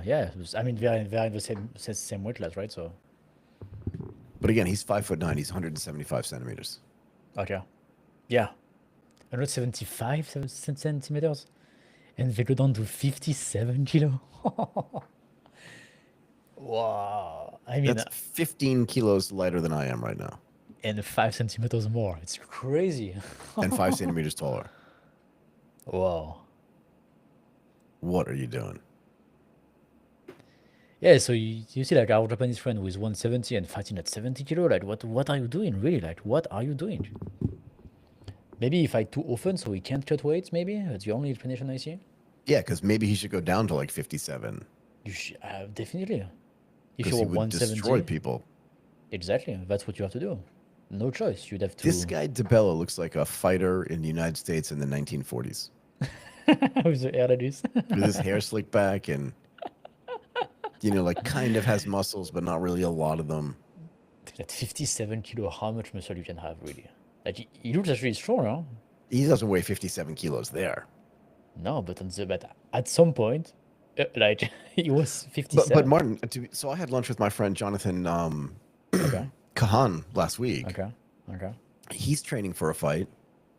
Okay. He's our size. Okay. He weighs 63 kilograms. Okay. 63. Okay. I mean, What are you doing? I'm not far. I'm 65, so, and I'm fat. So if I lose my fight, I can be 63. Huh? I could go down to 57 if I wanted. I could get to 65, for sure. Yeah. So then you Yeah. cut, and so you can go down to 61, maybe 60. Oh, I like, could get to if you're- 63 if I was like weight cutting like that. Yeah. I could easily lose Yeah. 10 kilos. Yeah, you definitely. Because we are not like fully. No, I'm not as fully lean as I right? could be. Exactly.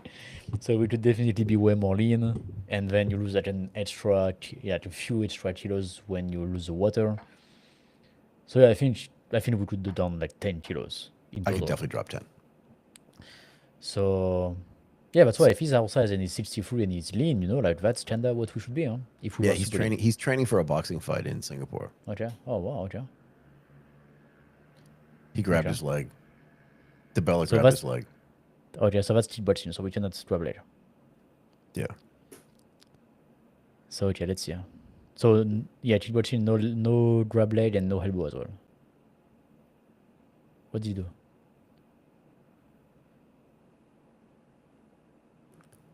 I am going to be starving when this. How many more fights are left?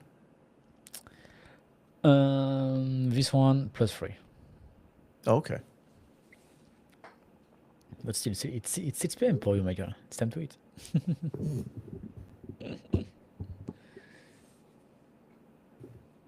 Okay, it looks like the Thai guy somehow struggled with the range. He doesn't do much. He really led the other guy. So he's smaller. Yep. Who's led teach? So this is Who's for the led interim teach? belt. Yep. Interim belt, yep. Look, he really struggled with the punches and the range, the Thai guy. So who With are you no shoulder rooting as for? well. I'm for Thailand, Michael, always. Yeah, if I have to pick between Thailand and Canada, please. For sure, Thailand. I hope Thailand can win. But also, I think like the motivation of the Thai fighter is not the same than anyone else in the world. For them, it's just one of the fights. They don't care that much. Like when you do MMA, for example, I think it was like Ramzat Chimaev last time I checked. Like Ramzat Chimaev, like, everybody knows him, right? Like he's like a superstar. He's like super important in the UFC. Like he's a crazy guy. He has like 13 professional fights. I know, 13. 13. It's like, I mean, just think about it. Like to go from nothing to Ramzat Chimaev, what he is right now, in just 13 events. But also, he missed like a year because he was sick, and then he couldn't Exactly. get a visa. Like, could you imagine mean, a Thai fighter like not fighting for a year? They'd Yeah, I lose mean- like 100 fights. exactly. Exactly. So that's why I feel like those guys, like they are just like so much. I think like they don't see the fight as the big event as we see that in the West because we just have so much fights, right? It's just like one Yeah, more. yeah. Doesn't really matter, right? So that's why sometimes you don't see them like really into the fight or like don't really go as Yeah, because much no as individual they fight could. matters that much to them Exactly. because they fight Exactly. so often. Yep. And I think the calculation for them is easy. Like if you do one fight 100% and then you're tired and you can't do more, it's actually less good than doing 10 fights at 50%. Right? Yeah. Even if you lose seats win 3 seats and lose 4, but you get paid 10 times.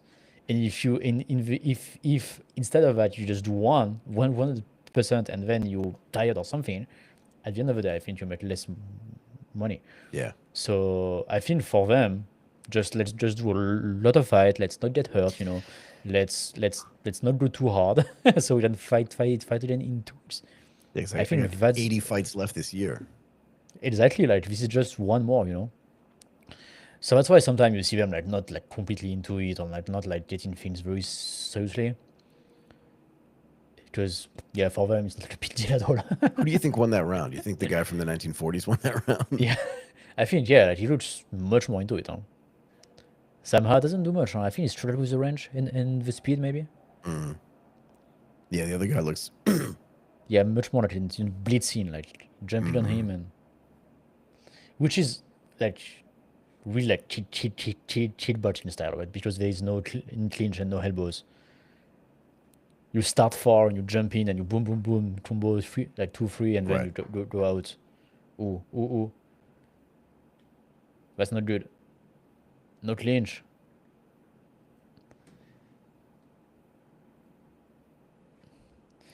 Yep, so far Thai guy doesn't do a good job. Huh? He grabbed him though. He Muay Thai'd him right there. Yep. That's not good. Don't do that. Yep. Because Cannot do they that. almost train Muay Thai, right? So Just for the toughness. Because it's a tough sport. Yeah.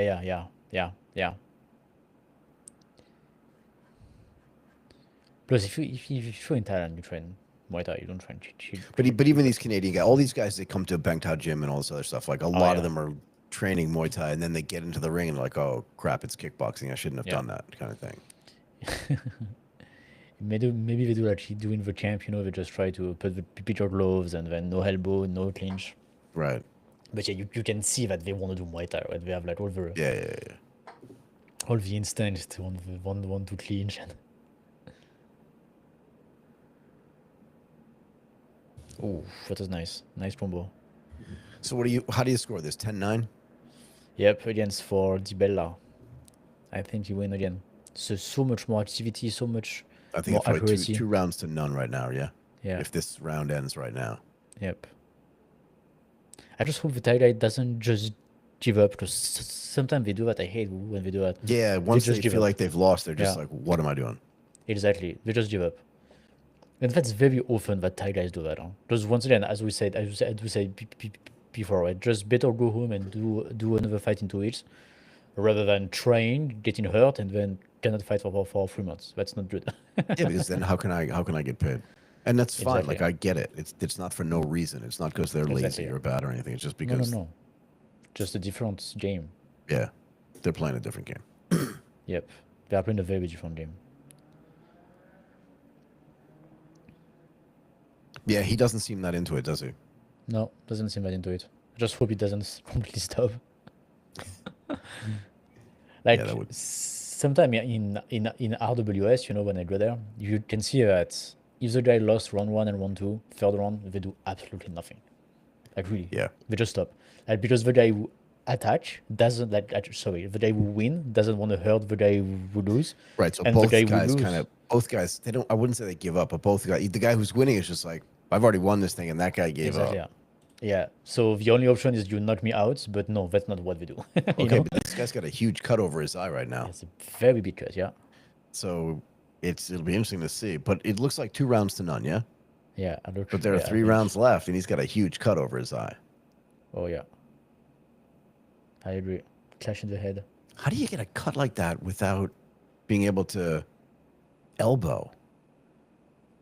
Did you see? I think I'm a little bit earlier than you. Like, for me, it's gonna start the third one soon. What do you see? I see them from a distance. Okay, so for me, just start now. No, not Okay, started so yet I'm for me. early. Okay, I'm early. Tell me when it start for you. They're just starting now. Okay, I just pause a little bit. I think we should be fine now. Okay, so yeah, so they had like the head clash. That's why I got hurt. Yeah, but The one of the cuts. guys got cut, the other guy didn't. Yeah, I mean, Muay Thai guy. The Thai guy. Just did nothing. But It's get true, more like- active, man. Do something. Yeah. Yeah. It's true, like very often with Thai guy, they don't get cut, they don't get like bruises, they don't get it seems like they don't get anything. Yeah, they never seem hurt. No. And they are exactly the same if they win, if they lose, you know, like there's no no display of like either. Yeah, not like, ah. Yeah, no, nothing. Just once again, just another day at the office. But it's weird, right? Because Thai people can get very emotional. Yeah. It's not like it's Thai true. people don't have, like a. I don't know if you've ever dated a Thai woman, but some of them can get really emotional. And even the taxi drivers can sometimes lose their minds. Yeah. Yeah, no, Anyway. I agree. But again, the gym ethos is different. So Probably that's coming from the gym, from the training, from the Muay Thai. yeah. There's a little bit of a possible, yeah. stoicism in the fighting world anyway, right? Yeah, definitely. Which is nice. Ooh, nice. No froze. Do not do that. Ooh, look I like he's just got love this hurt, guy. Tibella. I just love this guy's look. He really looks like he's from the 1940s. It looks like he touched him hardly on some air. Yeah. But he got like a very, very good punch. Looks like Dibella is like staying a bit further, Yeah, I think he's not worried about attaching that as cut. much. He's really worried about that cut.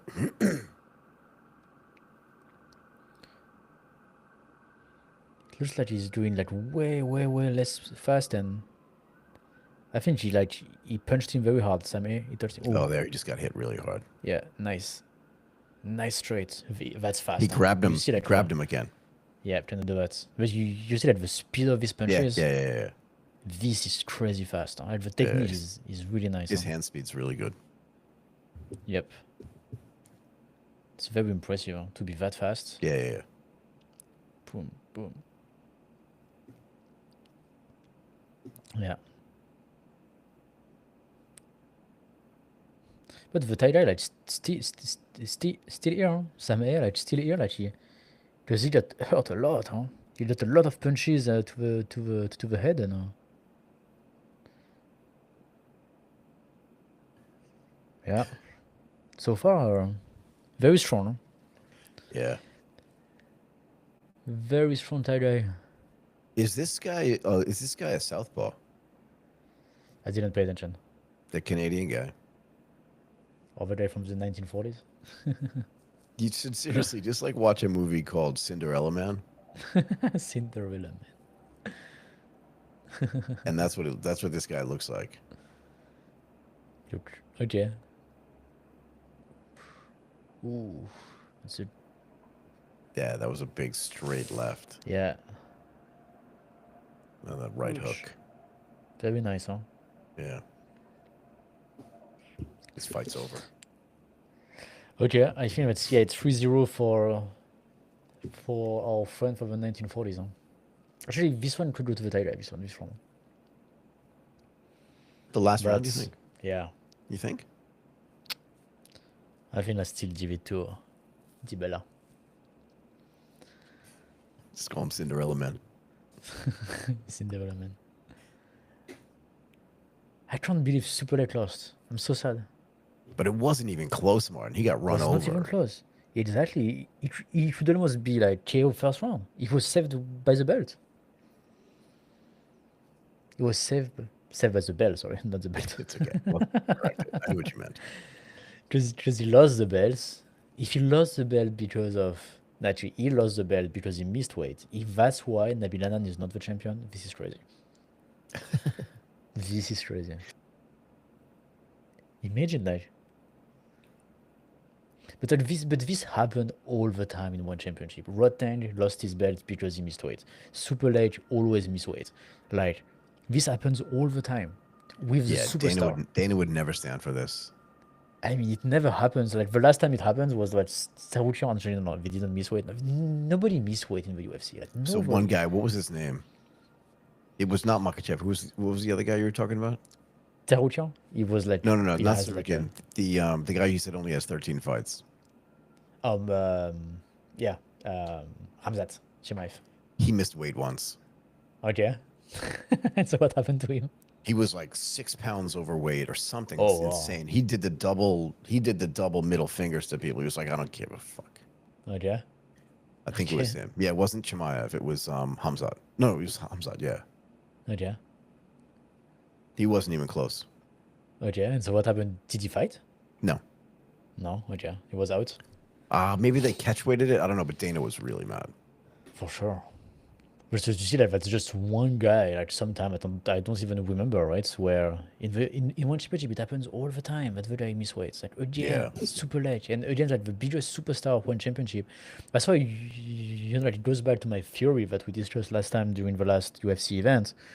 But I think actually the marketing problem of one championship is actually a fighter problem. They just don't. They just can't make sure the fighter's gonna be there. The fighter will show up. The fighter So will I'm gonna burn go weight. back. Like, I'm gonna go back to saying that it's not even a Yeah. fighter problem. what is it? Well, what's the biggest fear for any fighter in the UFC? What are they most afraid of? Being fired? Not in the UFC. No, anymore. they're afraid of Dana White, Yeah, okay, yeah. and he's yeah, not for afraid sure. of any Yeah. of them. Yeah. No, it's true. So that's what I And think Chatri's a really pussy. Like he's not in charge, and the fighters know it, and they're just like, I won't show up. Yeah.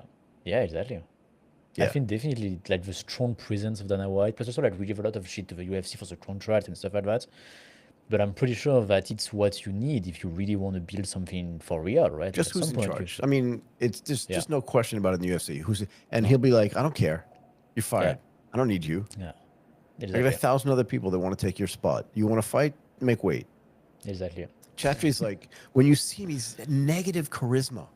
Yeah. But when you see Dana, he's so intense, right? Yeah. He's just like, Yeah.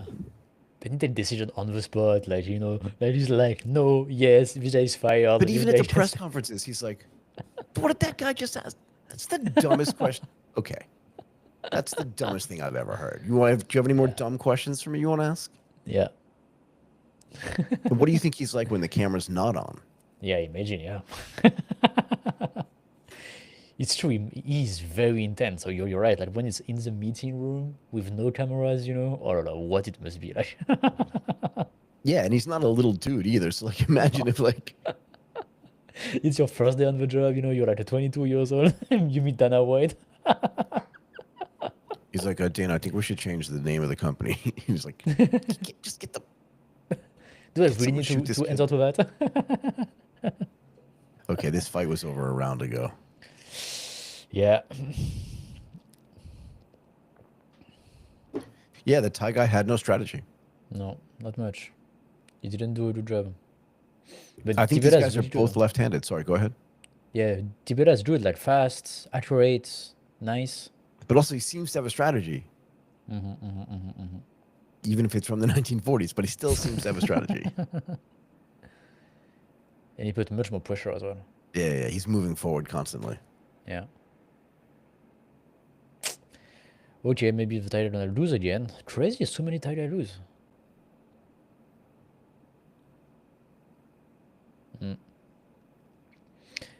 Also, I was thinking about something, Michael, about the UFC.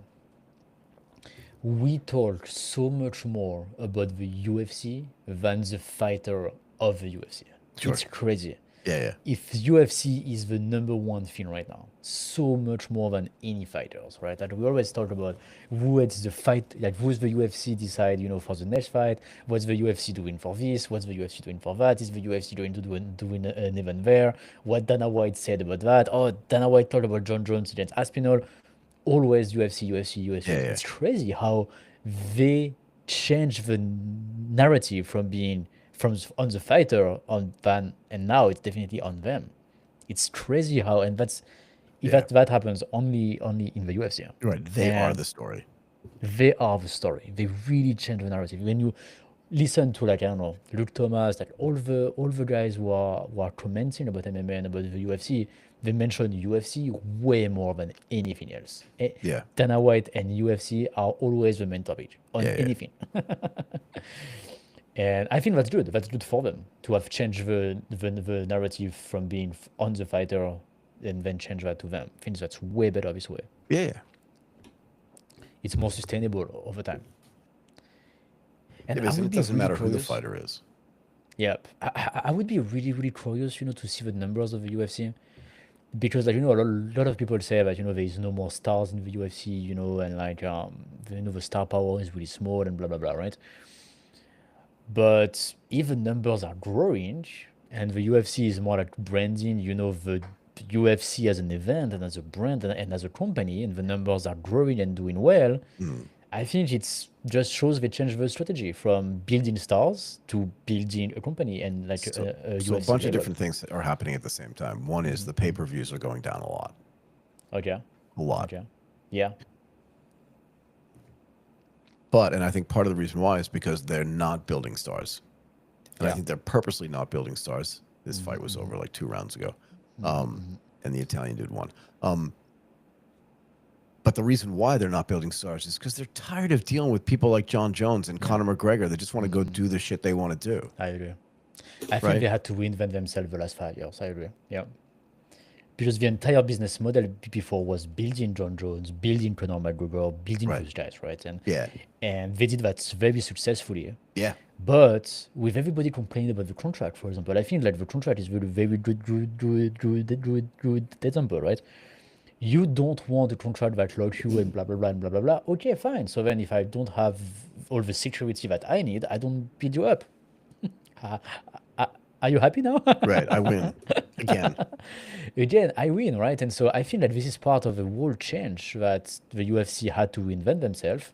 Yep. And that's why I would love to see the overall number, like the yearly number, like the yearly gross revenue, gross profits of the UFC. To So see the if that UFC, grows. I want to give you an example. Yeah. in the NFL, so the National Football League in the United States, right? But also look at the way Chatri holds that belt. It's too heavy for him. It's like he holds it like a little girl. And you would never know that he's the guy who owns the place. He just looks like some intern. Do you know what I mean? There's zero presence. When Dana White's in the ring, he's in charge. He's in Chatri charge. just Yeah. looks like the dude like that's holding the wedding rings off to the side. Chatri, what are you doing, man? He doesn't put it around his belt. He just kind of drops it on him, And then he just go. and he just goes away. No charisma, nothing. Yeah. I'm So not sure what he's doing. in the National Football League, right, in the United States, the union, so the players' union, has negotiated the 50-50 revenue split. Okay? 50-50. And everybody still makes a ton of money. So every time the TV contract goes up in value, players make more money automatically. So they're happy. So every few years, the NFL renegotiates its TV contracts, and they just like increase the amount of there's a salary cap, but it's high. But the UFC says we're never going to pay our fighters more than 20% of our revenues. Yeah. That's their goal, and there's no union, so they're not negotiating with anybody. Anyway, completely different thing. I think it's definitely completely different. But the business model of fighting sports, actually, let's just start with the UFC because I don't know how it works in boxing. But like for the UFC, like when you think about like really the business model, it's so different from any other sport. Like first of all, most of the other sports are team sports. Like for example, you were talking about the NFL, right? The NFL, they have the league, right? That's one player. And then in the league, you don't have players, you have teams. So the team play in the league, and then the player plays for the team. And that's the same thing in soccer, in NBA, in baseball, in most of the sports. That's how it works, right? The players are hired by the team who are playing in the league, right? And then the teams are private companies, right? Like the team Kind are private of. companies. Kind of, okay, kind of. But like there is no owner who can sell the team, and they make some money at this level as well, right? Yeah. At the team level, and it's the team who participate into the league. So if you want to be at the top of the league, you get to be in the top teams, right? Or like or one of the team need to do something right. And most of the sports are organized this way. Yep. Not in fighting. In fighting, there is no team. There is only the fighter and the promotion, right? And this is changing a lot of stuff, and this is what is really fundamentally different from my point of view. And so what if tomorrow we invent a league that would function like every other sports, a team league in fighting? Yeah, and so it's so much more complicated because the NFL, right, is a regulated monopoly. Yeah.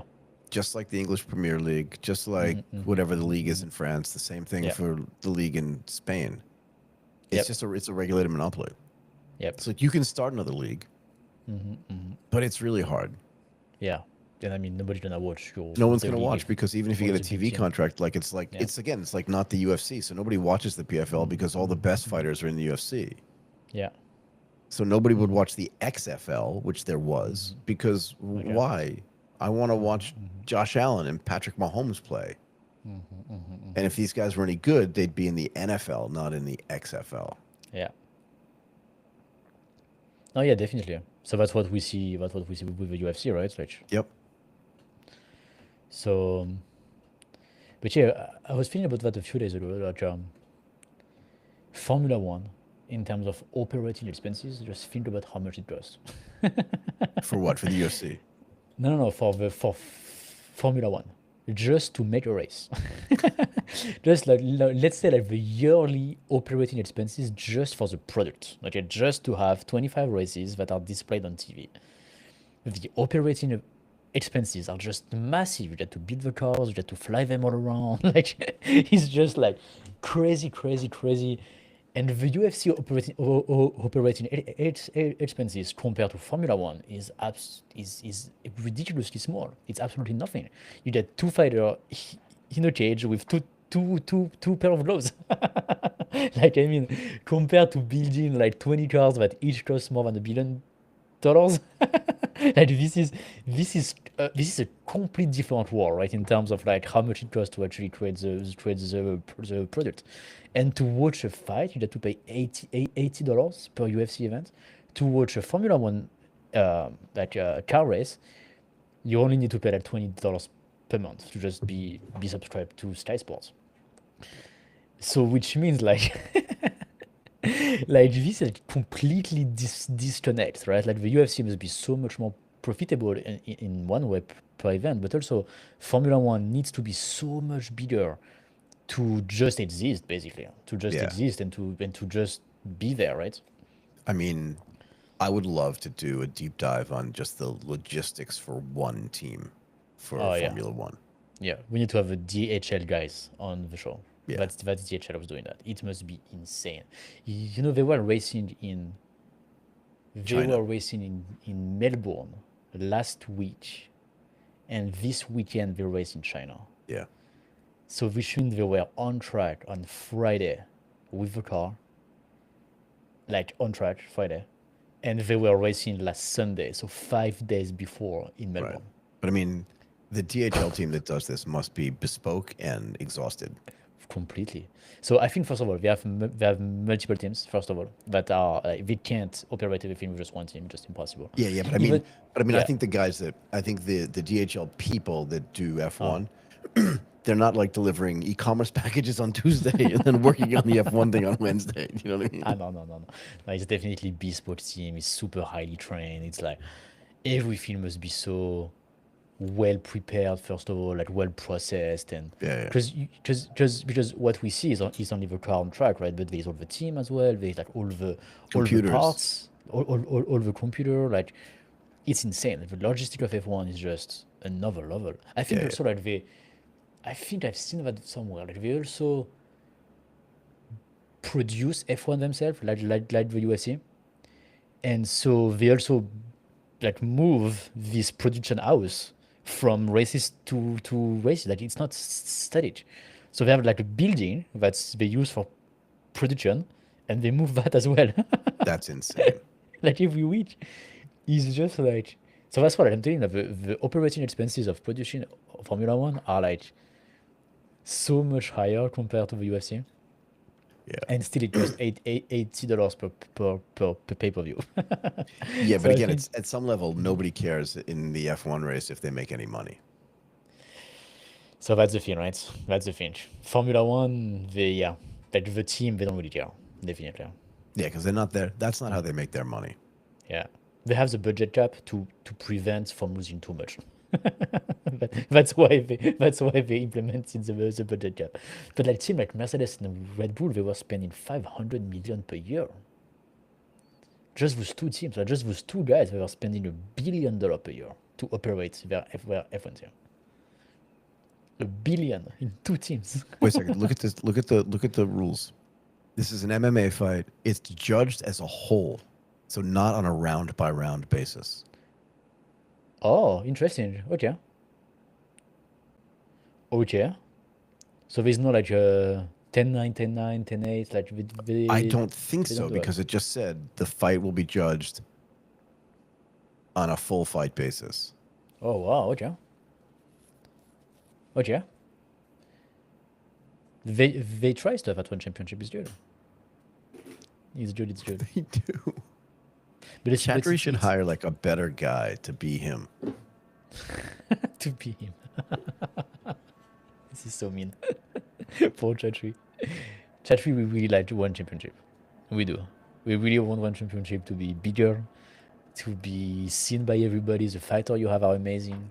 Yeah, the fighters are fights- amazing. The fights you organize are really, really good. The event in terms of production, it's super nice. It's right? really Like, amazing.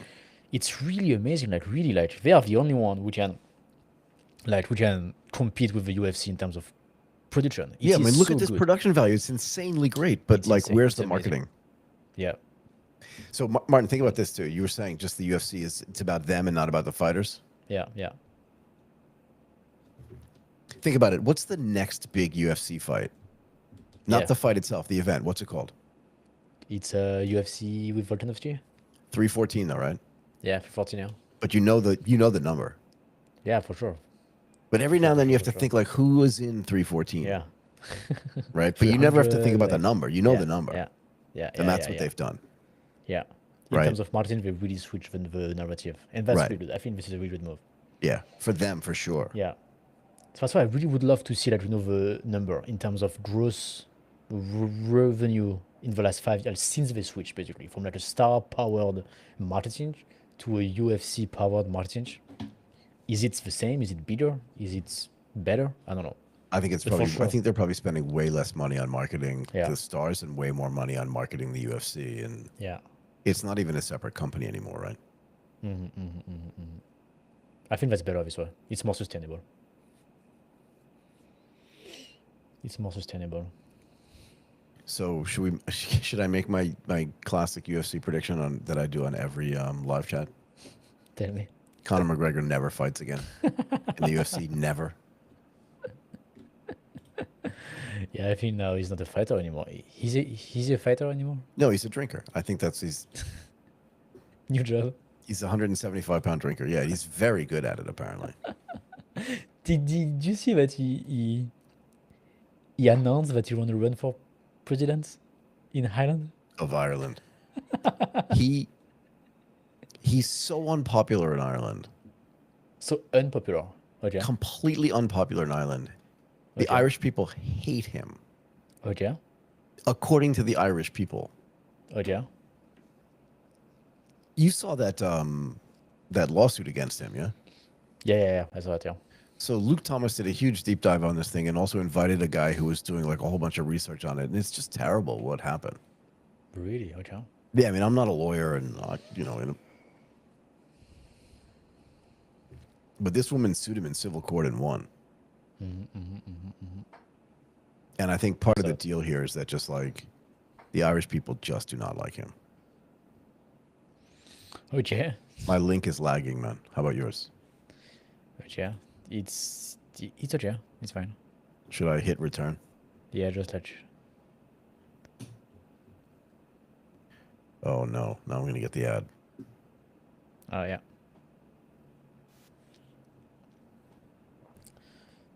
So this fight, Morales against I'm back. Yuya Wakamatsu. Wakamatsu, yeah.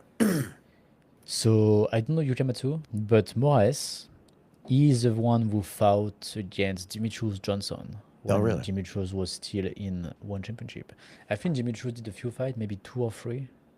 He did 2 against Morales. Oh, Michael, are you still here? I am. I just turned off my camera for a second. No. Okay. So yeah, so DJ fought Morales twice. The first time Morales won by KO. What He kind of KO'd rules? DJ. MMA rules. Oh, really? Yeah, MMA rules. Morales won by a knee to the face. Boom.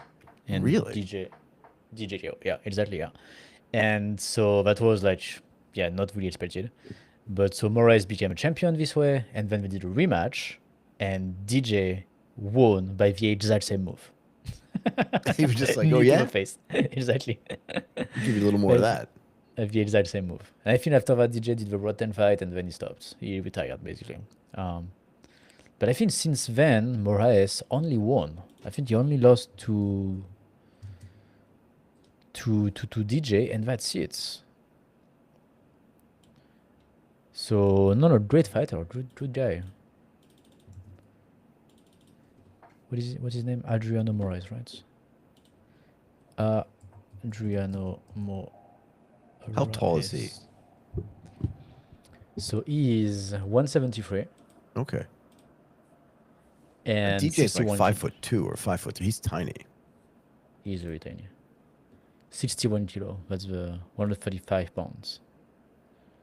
So 135 is what? Is Volkanovski? No. It's No, 145, no? It's below, yeah, okay. It's below. So it's Merab. Dajishvili. Yeah. Oh, Merab David is just so rude. Like, he's nowhere. Like, Could you imagine Mirab kissing this guy on the back of his neck? but so like this is the one championship version of the title fight in this division, right? Like that's the title fight with their champion. Adriano Moraes is the champion. Oh, he's the champion. Yep. This guy's trying to be Michael Buffer. Yeah. I wonder what Herb Dean thinks. I really wonder. You're right. I really wonder. But I really wonder if actually Herb Dean lives in Bangkok. But you know what I mean? I wonder what he thinks because Yeah. he works for the UFC. Yep. And for And one as that's well. just like, Yeah. oh, tribe. Yep. No, I agree. Tribe Tokyo MMA. I really agree. Like, it would be interesting to talk to Herb Dean. I'd love to get Next him into time- the studio, man. Next time we see him in Bangkok, we can discuss with him. But I just like think about it. If he's between Las Vegas and Bangkok, like, just the traveling and the jet lag is so hard between these two cities. But I mean, he's in Tokyo now. He was. Yeah. But Was he why in would he Bangkok a few do? days Why ago? would he do the one championship thing? He must make enough money in UFC, no? Maybe he just I don't know. loves living in Thailand. Yeah, but that's why maybe he lives in Thailand. That was my assumption. But it's much better to live in Bangkok rather than Las Vegas. Huh? There's nothing to do in Vegas. So, I don't know. According to the internet, so I asked the internet, does Herb Dean live in Thailand? Okay. And the internet responded, no. Herb Dean, the UFC referee, does not live in Thailand. He lives in Pasadena, California. Oh, But they said no. Pasadena is Los Angeles, right? No? It's close to Los Angeles, no? Pasadena, Or yeah. not at all? Or not at all? Okay. Okay, this is a fight. Is this an MMA fight? It is, yeah. Yep. MMA fights, like for the belts, But flyweight this belts. is weird. I think it's weird because it's still in a boxing ring, Yeah, they keep the range. right? Because there's a whole skill set of like cage walking and you know what I mean? So you see that it looks much more of than a cage, right? They are really quickly on the rope. Also, like the rope can't, like you can't, have your back against the Yeah, you cage. can't do anything there. It's not like the No. cage gives it a lot different feel, right? Yeah, Because I think so. Yeah. there's a cage strategy. There's no rope. I mean, there's a rope strategy too. It's just completely different. Not completely. I think it's really different. I like this idea of being able to take somebody down. You It just like adds another complete dimension Yeah. to the fight. For sure. Yeah. So this guy Wakamatsu is fighting for the title. So For the that's the fight flyweight. for the flyweight title, yeah, which is vacant at the moment because Demetrius Johnson had it and he retired. So, I thought Marias was the champion. Yeah, but actually no. No, But okay. that was my mistake. So DJ was the champion and then retired Yep, exactly. Yeah. because he beat Marias Because he beat Moraes. Yep, after losing to Marias. exactly. Yeah. That was in May 2023 that DJ got the belt, like 2 years ago almost. And the title was vacant for 2 years. It's crazy, huh? These guys are not great at takedowns. I mean, I don't want to say anything bad, but MMA in one championship is like that's not really why you're looking at one championship. Let's say. No. Let's say like it's their kickboxing and Muay Thai is world class. It's especially Muay Thai. I don't know much about kickboxing, but Muay Thai is world class. It's really, Yeah. really good. It is. Kickboxing is really impressive as well. Once again, I just don't know enough to say like to compare to K1 for example or Glory or stuff like that. Yeah. But Muay Thai is like really next level. But MMA, I'm always disappointed with the MMA fight in one championship because we are used to the UFC, right? Yeah, but also the ropes. I don't know. It's a weird sensation to watch them trying to take each other down and then bumping into the ropes. Yep. So I don't know why they keep, to be honest, MMA at one championship. Why they don't just give up on that? Like, I can't recall, a big event when, except when it was DJ, because that was a big name. But I can't recall a big event of one championship where MMA was, the main event. It's always Muay Thai or kickboxing. Yeah. And it's always one of their superstars like Rodtang, Super Late, Tawan Chai, Superborn. That's the biggest name. They are all doing Muay Thai. Or keyboard change. So yeah. Ooh, the Japanese guy is aggressive.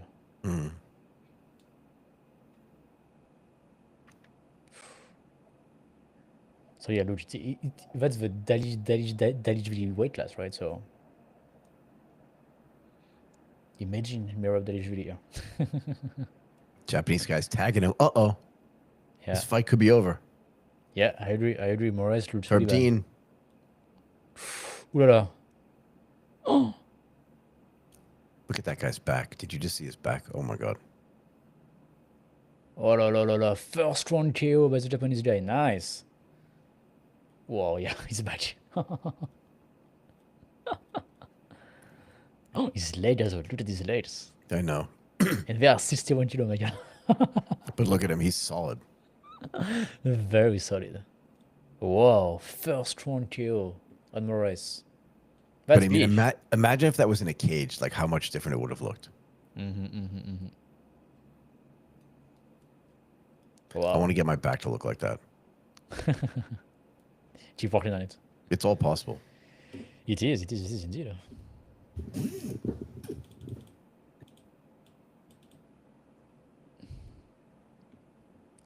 Oh yeah, very impressive. Yeah, it was a good fight. Once he got him in the corner here, though, he was just tagging Yep. him. And then finish. And then he did that, and then he upper there it was. He just, that did it.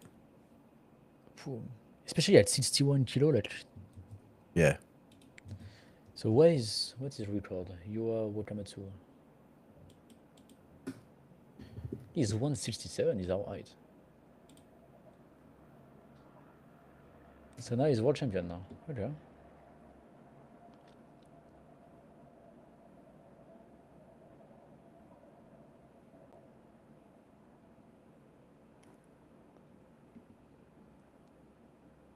Ah, they had already fought in 2022. And Moraes had won. Really? Yep. Yep.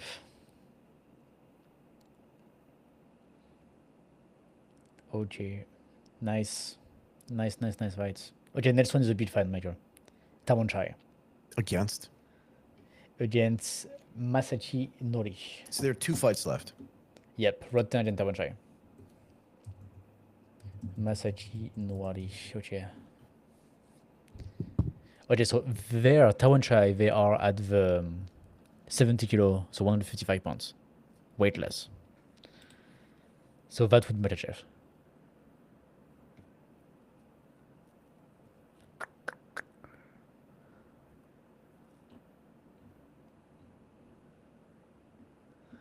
Okay, Masachi Nori, he has done 3 fights in one championship, 2 losses and 1 win. So not sure why he has a title shot, but let's say he has. What kind of fight is it? It is it's kickboxing, interim world championship. So Tawan Chai against some Japanese dude for an interim title fight for kickboxing. Yeah, why are they doing an interim? Why have they not made just Tawan Chai fight the champion, if that's the idea, Who is the champion right now in kickboxing? What, in featherweight kickboxing?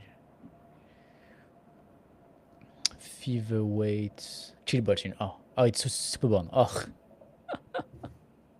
So this is very funny because, so in the featherweight weight class, they do 2 sports, right? They do Muay Thai and kickboxing. So you can have Right. you can have 2 champions or one that has 2 belts, right?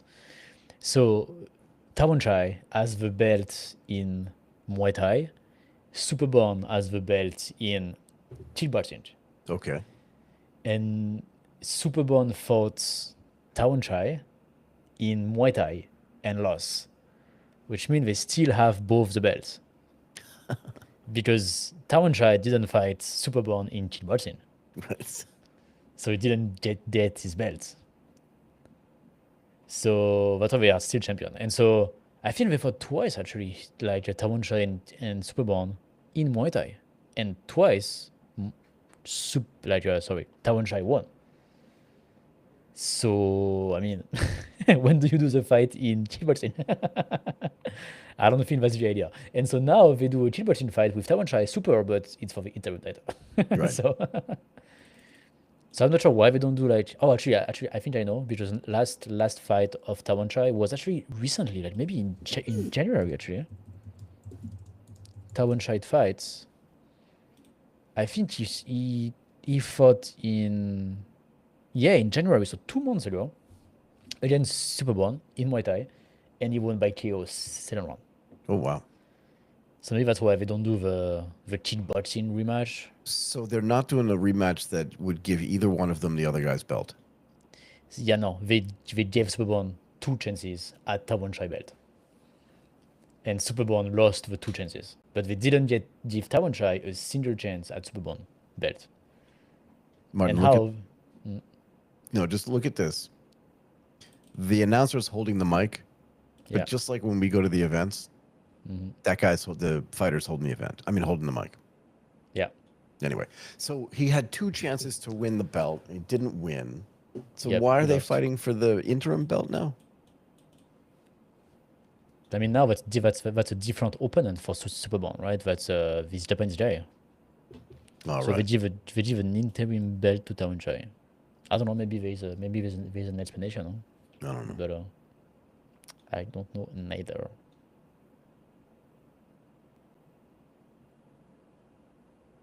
So that Japanese guy would be in the Marab Tavasvili division in the UFC. Yeah. He was not bad though. He had a lot of Don't power, like a lot I of think he could speed. beat Sean O'Malley. Yeah, probably. Yeah. I think he could really beat Sean O'Malley. Yeah. I think my little sister could beat Sean O'Malley though.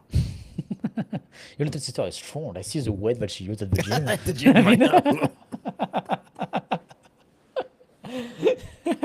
I mean, she's like really far from me, but like, she's close to the weight that you can do, right? I think she passed me. She passed you. She's stronger than I am.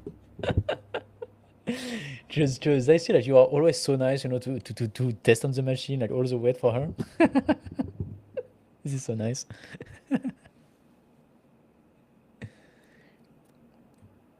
Oh my God! Look at he's bringing his kids into the. What are you nice. doing? His daughter's crying. I mean, it must be really, really scary, huh? For like Gosh, kids, Oh, his son is there though. What did he say? Is that his son?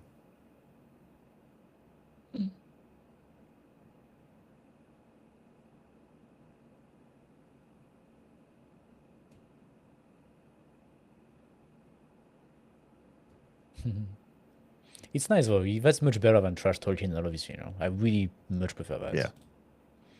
Focus on the sport, focus on the fighters, Yeah, Much yeah, better. yeah. Like I've had enough of fucking Colby Covington. Do you know what I mean? Yeah. Or like, what was the name of the other guy? Like, Oh, yeah, Bryce Mitchell. no. Yeah, that guy as well. But the other one that just fought against Duplessis. Oh, Sean Strickland. Strickland. Yeah, this is not fun anymore. Like, I don't know. I don't know. Yeah, I mean, we talked about it earlier, right? A lot of these guys come out of disadvantaged families, and Yeah, but I mean, is it really harder than what those Thai guys have been through? Really? no, but again, the American ethos is very different than the Thai ethos. Yeah, it's very different. Yeah. There's Yeah, no idea. There's no mentality in the United States of saving face. And no matter how poor you are in Thailand, you're still Buddhist, and there's just a family like you'd never, ever, ever say anything about somebody else's family. Yeah, never. No. Ever, This doesn't exist. because the only response to that is murder. Yeah. And I don't mean that in a funny way. I just mean like, you insulted my family? For what? Nobody would ever do that. Yeah. No, yeah. So that's what I think one of the worst in the UFC is Duplessis. Like the way he handled the Strickland fight and the Adesanya fight was just so mean. Like Oh, at a level that was like just. I don't understand why the UFC let them do that. Like all the racist stuff with Adesanya, like Nobody want to do that. It doesn't show anything good on the No. sports, on the No. athletes.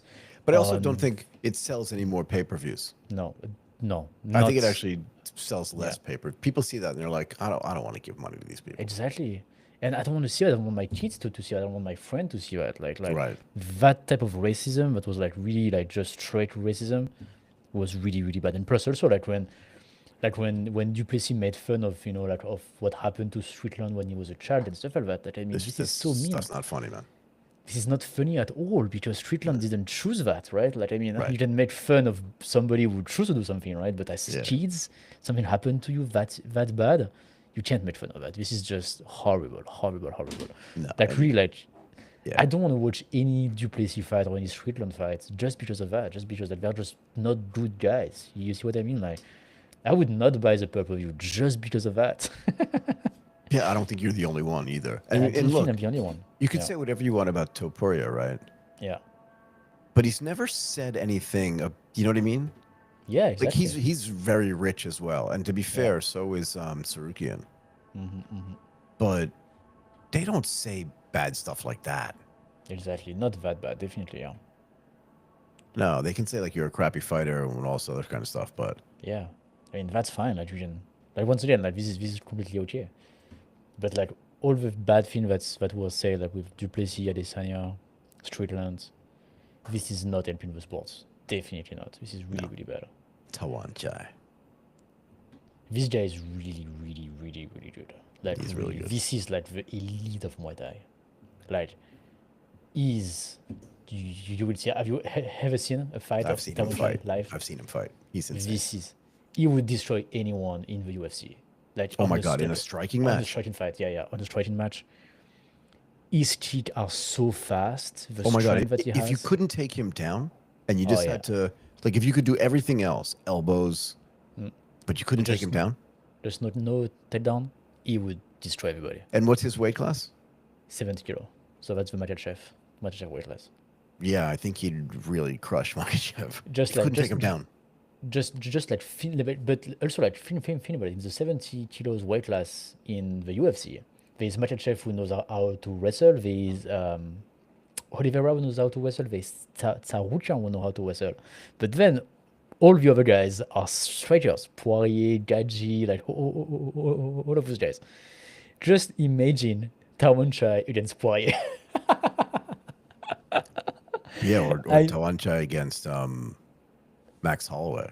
Against Max Like all these guys Holloway, who fancy Poirier. themselves as like great boxers. Are the great boxers. Like just look at this fight right now that we are going to see and just imagine Poirier in front of Tawan Chai.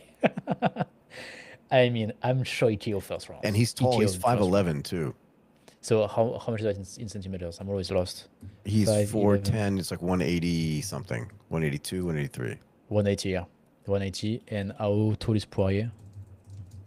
He probably is 5'9", so like 2 inches shorter, so 5 centimeters shorter, I think. Okay.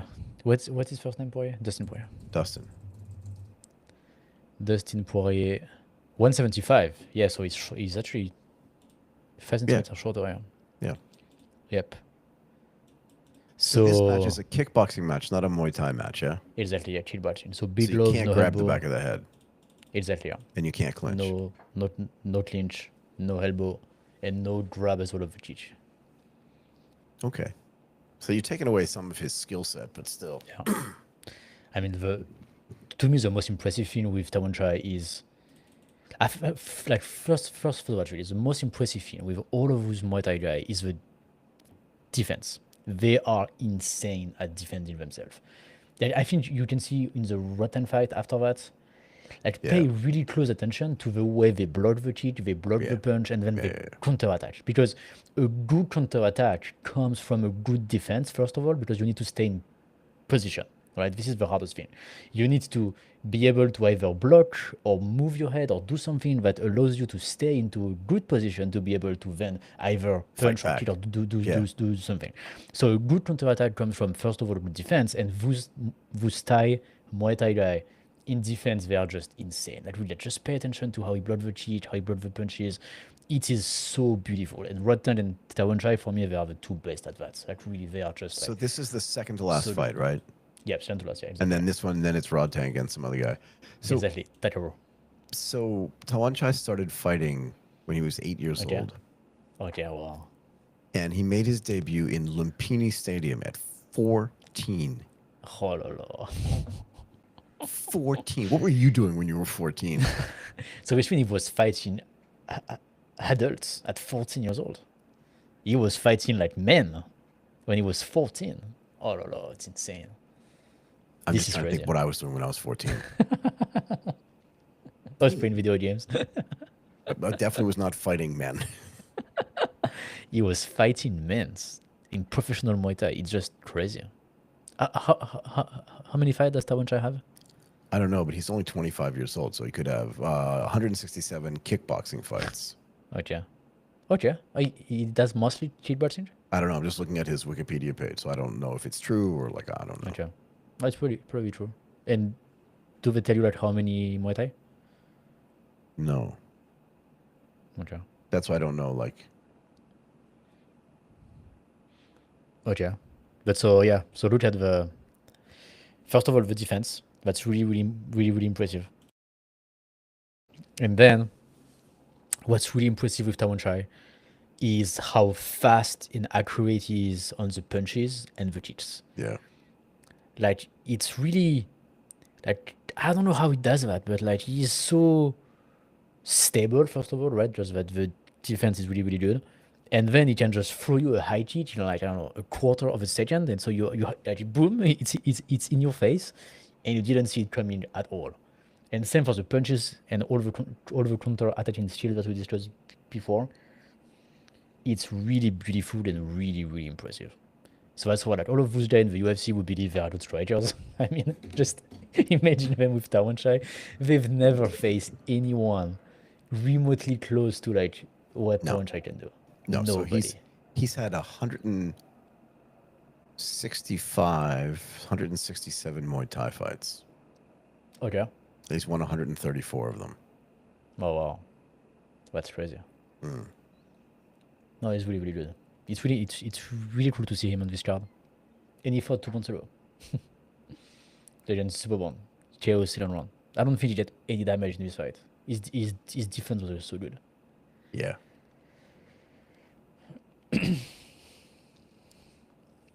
Michael, I will leave you like just like a few minutes. I'll come back. I got it. Okay. Yeah. I'll see you.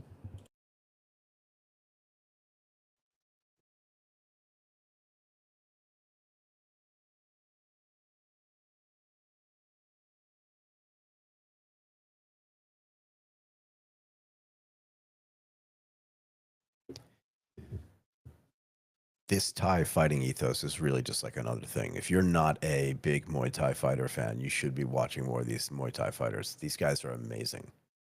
And if you did a little bit of work and figured out like how they were brought up in their gyms, then you'd realize why they weren't in, well, they don't fight a lot outside of Thailand, but these guys are some of the most skilled fighters in the world. But the relationship that they have with their gyms maybe doesn't make it as easy as they'd like it to be. But plus, living in Thailand is amazing. And a lot of these guys maybe don't want to, and they live unbelievable lives out here. And a guy like Tawanchai and Rodtang, they're just superstars, massive superstars in Thailand. And like they can't go anywhere without being noticed. And you just have to understand, like there's a fighting ethos inside the country, whether it's up north, down south, or even in Bangkok, that's pervasive. And if you go to Lumpini Stadium or if you go to these big fighting stadiums in Thailand, the atmosphere is electric.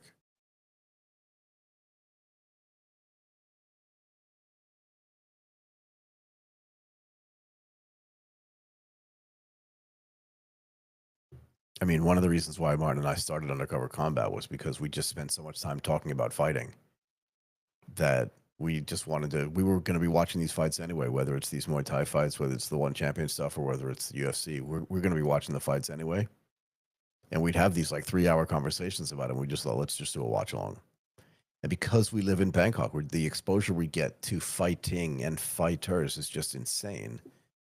And again, it pervades the culture. And for someone like I am,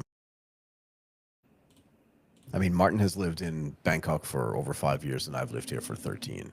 So combined, almost 20 years of living in Thailand. So we love talking about these fights.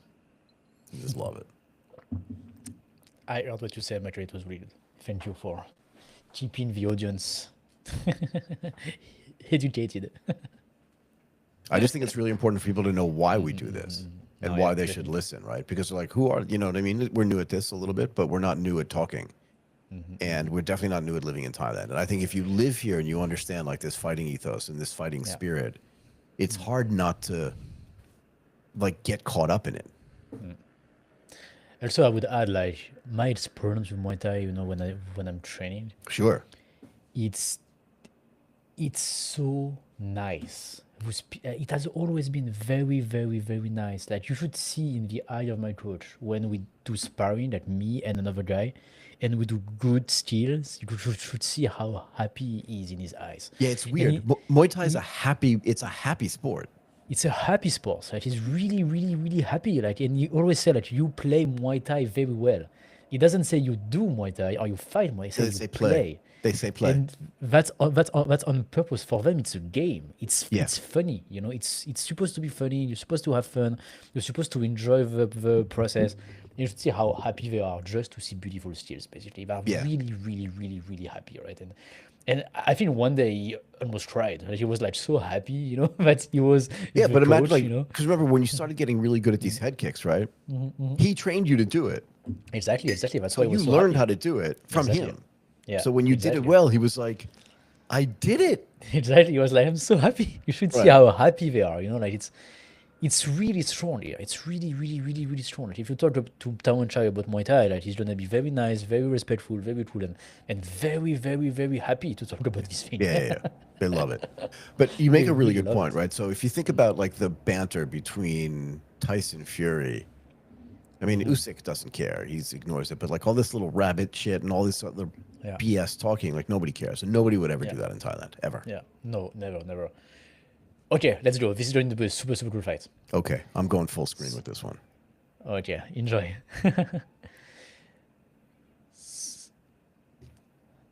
So yeah, like look at the stands first, like the cheek, how fast they are. You see nice, very nice defense But from he's so Tawan Chai. relaxed too. Remember, we talked about this the So- last time he yeah. fought. Yeah, He's just he's like unbothered. yeah. Look at this, like Poirier would be dead already with this like. And I love Dustin Front Poirier. kick. Don't get me wrong. Yeah, no. Dustin's one of my favorite fighters Oh yeah, in for the UFC sure. by far, like almost leaps and bounds above everybody else. Love him. He's the most. He has an Eastern fighting ethos inside of him. Yeah. No, Right? he's really good. He's respectful. Everything he's amazing. But I think he would get killed by Tawan Chai, who's 2 inches taller and just way faster, and also 10 years younger. Yeah, true. Right? But look at the speed of these kids. Like I mean, like nobody in the UFC is doing anything even close No, to no, it. no. But remember, like he's been training Muay Thai since he was Yeah, 8 exactly. years old. Yeah. 8. No, true. And Tawan Chai, he wants to win. Like He he's just knocked that fighting. guy down, right? Yeah. Yeah. So he's more like he pushed him and the other guy fall. So that doesn't count as a knockdown. Oh, really?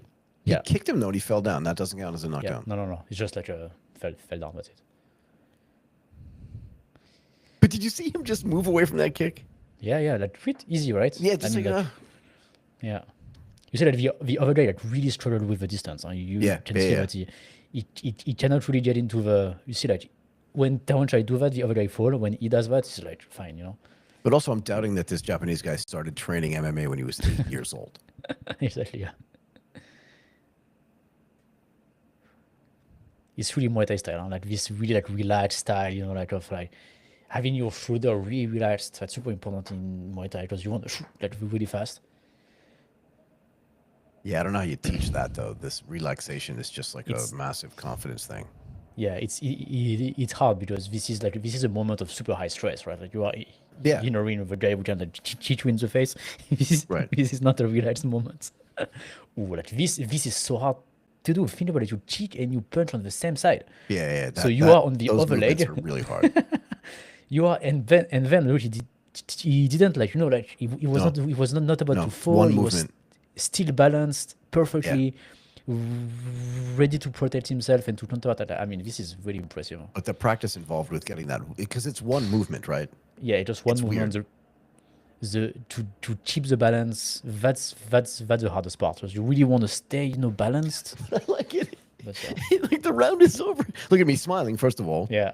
And second He's of all, it happy. looks like he was just like, oh, I forgot to get the milk when I was there. Do you know what I mean? Like it's just like you went to 7-Eleven at the end of the Yeah. soy. Exactly. He doesn't seem like he was Yeah. fighting. No, Love this definitely. guy. Love him as well. Like this is impressive. Like I mean, Yeah. He with kicked three- with his with- left foot and then punched with his left Yeah. hand. yeah. That is almost impossible to do balance wise. Just try to do it just yourself, Michael. After the live, just like No, because I think I'd fall down. lift your left leg and try to punch at the same time. Like you just No. fall down like instantly, right? Nah. It is, and to do that in a fight. So Yeah. so that's why that's why I always talk about the balance in Muay Thai, right? Like this is really important in Muay Thai. The muscle in the legs, in your glutes as well. All of this to really stay balanced. Yeah. And to be able to and so this balance really help you a lot in defense, right? Because this is where you can handle the power of the other guy and then be able to counterattack, basically. Right. If you don't have the proper balance, you just can't do it. So remember we were talking when the Thai lady was fighting the Japanese woman, right? Yeah. And we were like, she's not outclassed. Yeah. This Japanese dude has fucking no, excuse my language, has Yeah. no answers. No, he has no answer. I He, mean, but like he the also speed, seems like, again, like he's being outclassed. completely. Almost like Tawan Chai knows it too. Completely, yeah, he's really outclassed. Like in terms of skills, there's really a world between the two. Maybe the Japanese guy is good, yes, but like, we Yeah, don't but see Tawan much. Chai is just like next level stuff, I think. Yeah, very next level. Just think about anyone in the UFC who would be in front of Tawan Chai right now. He would destroy them. Well, just because his striking and kick, he's like, I think if he were the same size as Alex Pereira, he could beat him too. Oh yeah. I feel I definitely think it's possible. Unfortunately, he's too small, so we'll never see Yeah, this but fight. it's But not the same weight class. It's not even Yeah. a comparison. You can't even talk about it. But his skill set is just amazing. oh yeah. Maybe Pereira was when he was 25. He was like this. Huh? Don't know Smaller, much. you mean? Like, yeah. When Pereira was younger, Yeah, maybe. smaller, maybe. I don't know much about the Pereira's career. Does But yeah, Tawan like, Chai ever super. fight at Lumpini or I think so. Yeah. I'd love to go see one of his fights live. Yeah. So when One Championship does the event in Bangkok, Tawan Chai fight Tawan fight. I think in January he was there. Yeah. We should go. We should go Yeah. see one of. We should Yeah. go see him fight a Rodtang fight in person. Yeah, would be amazing. I saw a Rodtang fight like 2 years ago. Did you? Yeah. Very impressive. He's a superstar in Thailand. Like after his fight, he stayed like half an hour at least, around the ring, just like shaking chatting with hands and people. stuff. The other fight had started. It was still around around the cage, still like he was like still there. How old is But yeah, he? like Rodtang 27, I think. Yeah. Look at the combo of Tawan Chai. You can do like 1, 2, 3 with kicks and punches so fast. So yes, so far Tawan Chai is definitely like outclassing the guy. You see also like this head movement like that. Yeah. You get to be very fast, right? Because the other guy is also like a very great fighter, but you don't see that from the other guy. You just No. take the punch. Where Tawan Chai can, I don't know, have a very good eye. You see really well what's going on. I also love his tattoos Yeah, it's the because they're not dirty. yeah. They're clean. Look at him. He's smiling. Yeah, He's smiling, but he's not making fun of the other guy. Do you know what I mean? No. Yeah, He's not doing that kind of thing like, yeah, you didn't hit me. He was like, that was good. that was kinda good, thing. nice. It's Okay. 2 rounds to none, though, right? I think Toronto. Yeah, the activity, the significance, right? You see the Look at that difference in terms inside of leg kick. kick. Yeah, That's hard to do because you got to get in there too, right? The guy's For sure. moving. for sure. Very impossible. Yeah, definitely think 2-0 for Tawen Chai. That's a pretty good. Yeah, pretty good right hand. Yeah, very good right hand.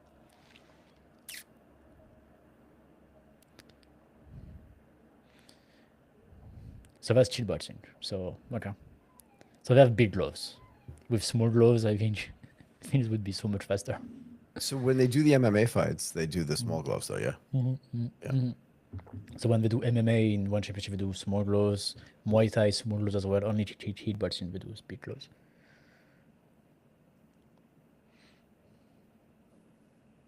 Oof, like again, like just left and left.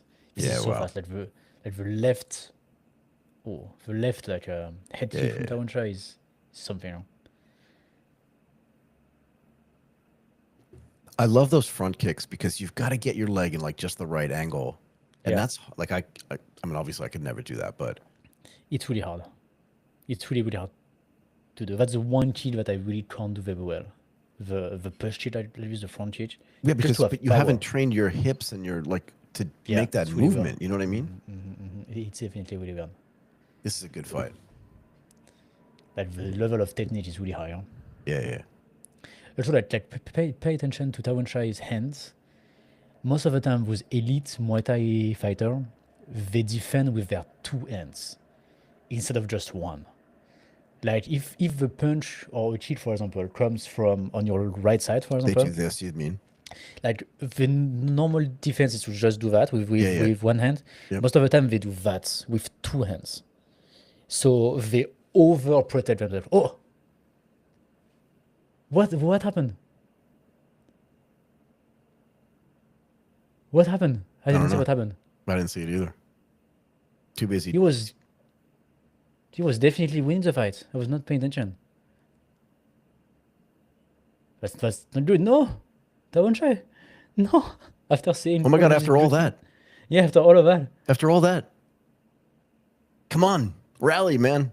Go. Don't give up. Oh la la.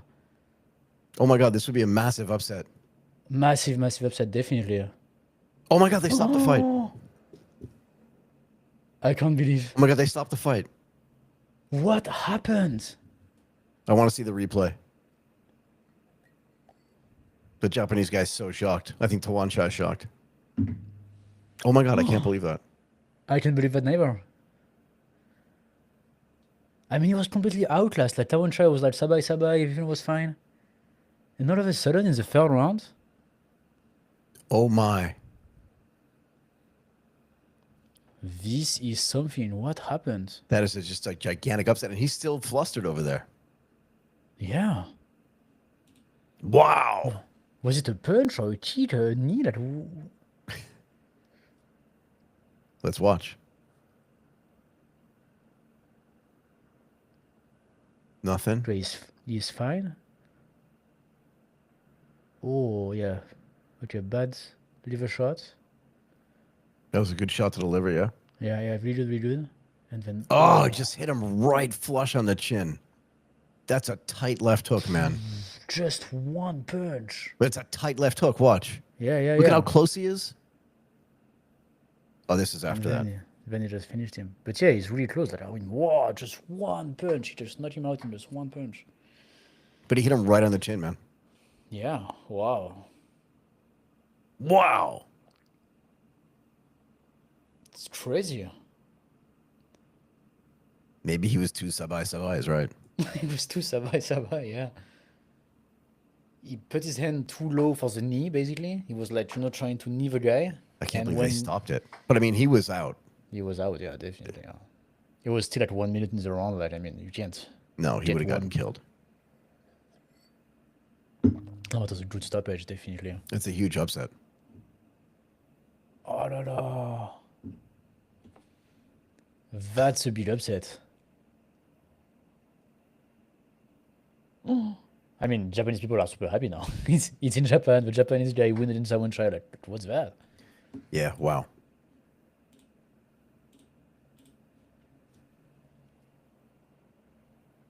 Wow. Martin, there's something that says Riverside has like a new chat message.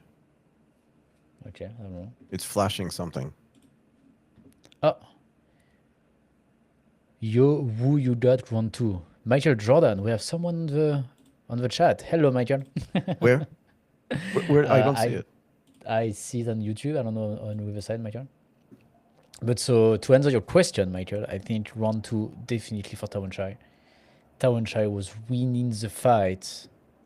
I would say easy. In Thailand, they say sabai sabai because sabai sabai means everything's fine, everything's alright. And as Michael said, maybe it was too much sabai sabai because he got this left hook that got him like TKO, which is crazy. But that left hook was super tight. It was very tight. You're right. Let's hear what this guy says. I want to listen to it in Japanese. Yeah. Yeah.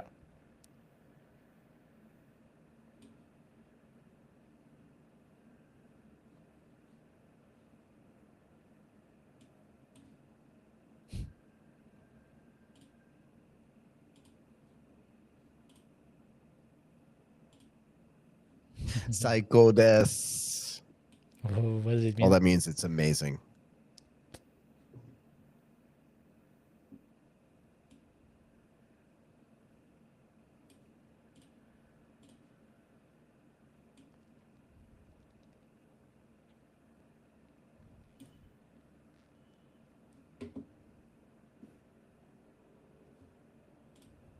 He's just saying he really appreciates it. He appreciates the opportunity, and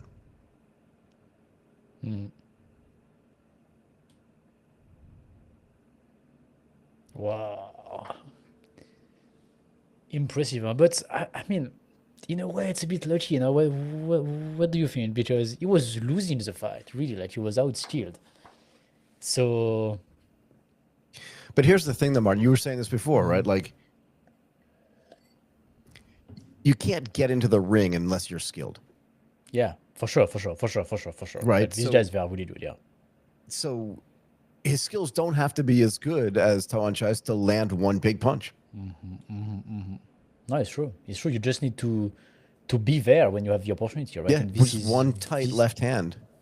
and this is like the high level of Yeah, yeah. fighting. Like anything can happen at any time, right? And Yep. and at this weight class with this level of strikers, then just one punch can finish the fight basically, right? So that's exactly what happened right now. And yeah, to his defense, that guy, Tawanchai was outstriking him definitely in terms of skills. It was really, really good, but it didn't knock him down. It didn't get a knockout. It didn't did any damage basically, right? Yeah, It didn't yeah, do yeah. much. So he couldn't really. It looks like his Win next the fight's going to fight. be against Superbon Yeah, it should. I mean, because he's That's the what- current champion. that's what should happen in a normal world. But like TKO and Tawanchai, like this is big, huh? So yeah. No, normally the next fight should be Superborn, who lost twice against Tawanchai, so it's really weird, but yeah, but really good So you got a bonus, $30,000 bonus. Look at his kids are crying. Why? for sure. I mean, if you were fighting, would you like your kids to see No. you? No, It's weird, no? It's a weird weird. thing, I think.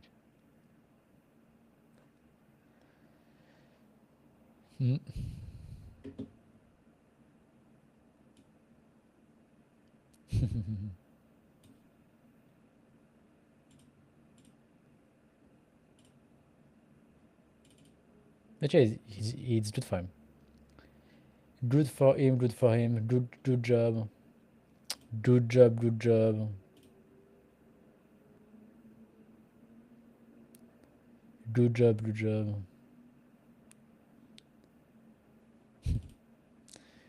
But yeah, after everything we said on Tawanchai, at the end, he lost. after all that.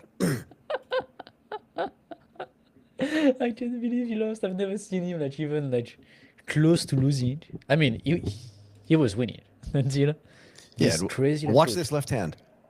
Boom. Yeah, so that's after that, right? I know. At this point, he was already like. But yeah, just really one left hook, like crazy. Maybe he was just getting too much sabai sabai, you know? I mean, Yeah, he just didn't too do. overconfident. Yeah, he didn't do any knee in round 1 and 2. He started to do the knee in round 3, and that's how he got KO Yep. by a knee, right? Because he got his hand too low to want that because he was doing a knee, and that's not a good idea to have his hand so low. Yeah, maybe that's his like big mistake, huh? And the other guy just like took his chance and just like went for it. And okay, so now we have Rodtang. Rodtang cannot lose again. We cannot have another Thai guy. So okay, Rodtang and Takeru. So Takeru fought against Super Lake a few months ago, and Super Lake won by decision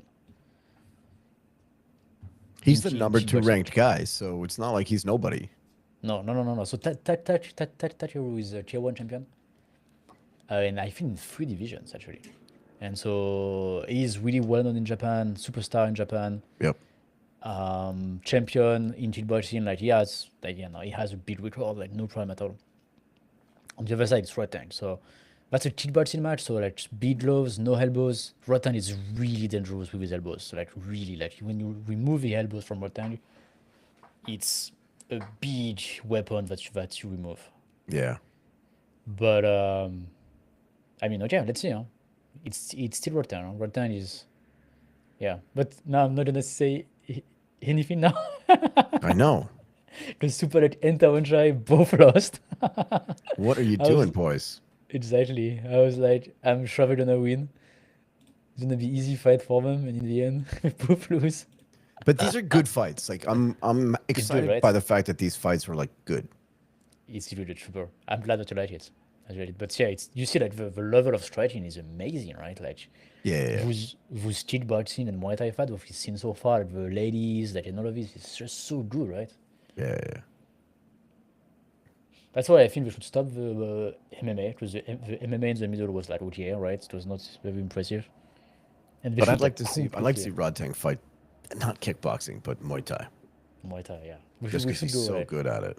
as we were saying like we should go to a one championship event in Bangkok with Tawan Chai Yeah. or or Rodtang. Yeah.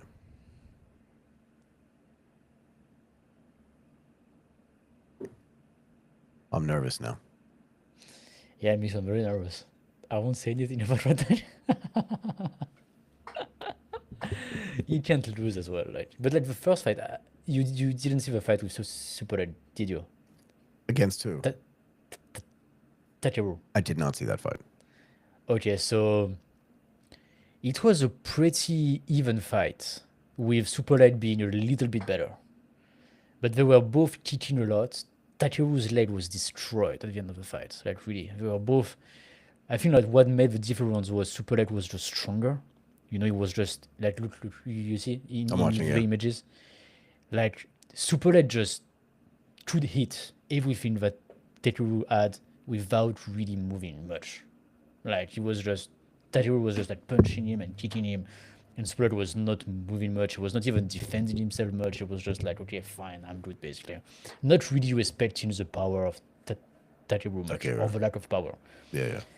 And at the end of the fight, like Takeru was really destroyed by super leg kicks. Like his leg was like all red and blue, and like he was But like who won the fight? You said. super leg by Oh. decision. By decision. So none of them really managed to like get a knockdown or a knockout. So it was really close. But yeah, Super Leg seems much stronger, just in terms of pure strength. Yeah. Pure strength. Rodtang has always destroyed everybody.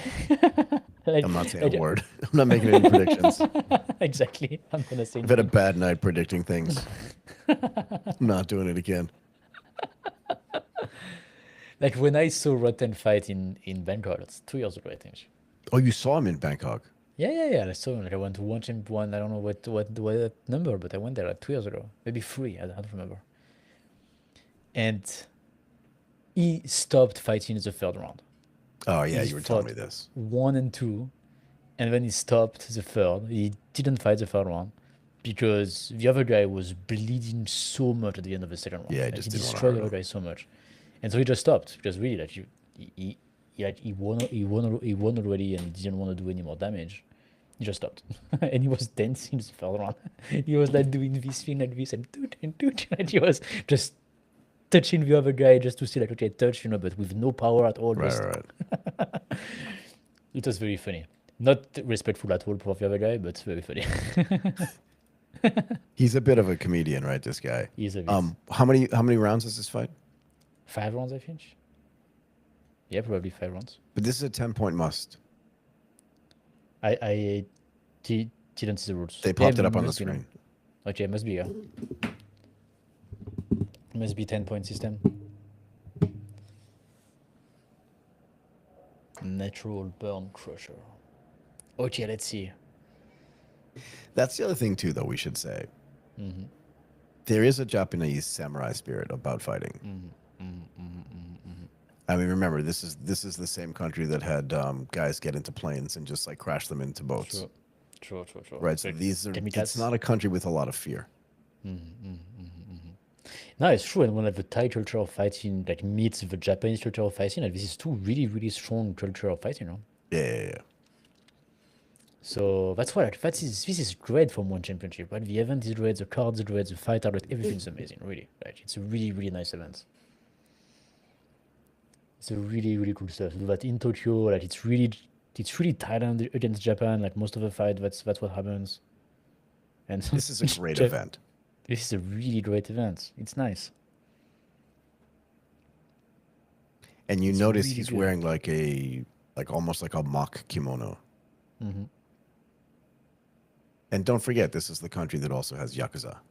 Yeah. These are guys that cut half their finger off to say, like, I'm loyal to you. It's not a country of people with a lot of fear. It's Martin, true. we've had 61 people come today.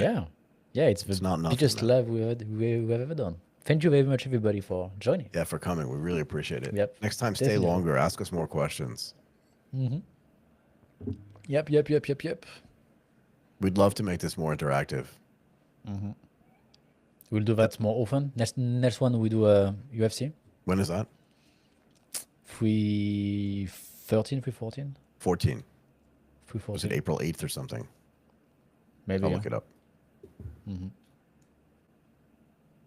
Which is good. April Good, 12th. Good. April 12th. Is it like 10 a.m. Major time? Must be it in Miami, so. Yeah, it's maybe in earlier. Miami, so Maybe 8. checking. Maybe it's earlier.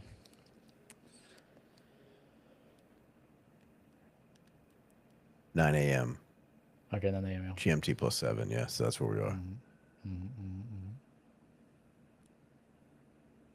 I agree Okay, so with I think- Volkanovski, though.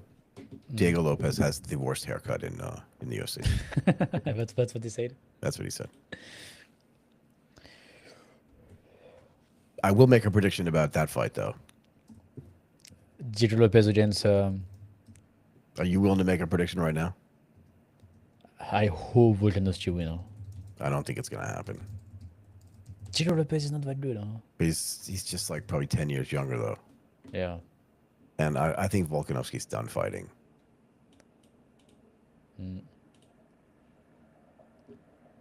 This guy looks so fired up. And remember, he's Yep. in front of his home crowd, Yep. Exactly. Yeah. right? So nobody there is cheering for Rodtang, yeah? Oh, I mean, Rodtang is a superstar. Huh? No, I know he's a superstar, but like Yeah. Japanese Yeah, people he's are doing really that right. nationalistic. Yeah. True. They're super like, I'm supporting this Same guy. as French. Same as French, right? Yeah, come on. If this was, think That's about true. this. If this was Benoit Saint Benoit Denis Saint-Denis against Poirier. in Paris, yeah. Paris Yeah. against Poirier, Yeah. Nobody would be for Poirier, for sure. and even if they loved Poirier, they would just be Yeah, like, yeah, I'm yeah. not doing that. Exactly. Look at Rodtang. What are you wearing? Exactly what are you doing? You always do like some. I mean, actually, he's Muslim. So that makes sense. He's what? He is Muslim. He does Ramadan. He did Ramadan. He was doing Ramadan. Ah, Yeah. my God, Chai. I did not know that. Yeah. So he's Muslim. So But that's not really a Muslim thing. It's more like a Middle Eastern thing. Yeah, it's nothing to do with being a Muslim. It just has to Yeah. do with like Arab dress. Yeah, And he's not an Arab, I don't think so. but he is a superstar. But he's a superstar. He also is the guy with a sense of humor. I just hope he's not Yeah. in a joking mood during this fight.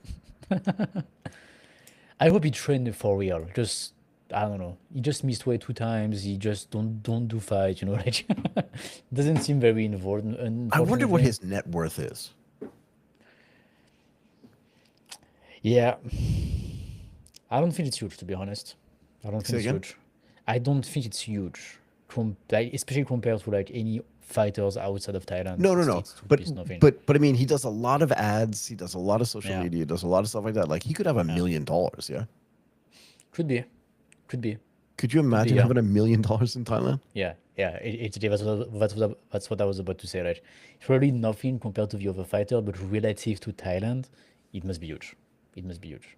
And when I was going to get some water, I heard you saying like most of those Thai fighters like, they just love Thailand, and I really think that's true. Like Thai people, Thai fighters, they want to stay in Thailand. Like really, they just love it here. They love the Yeah. food, they love the lifestyle, they love everything in Thailand.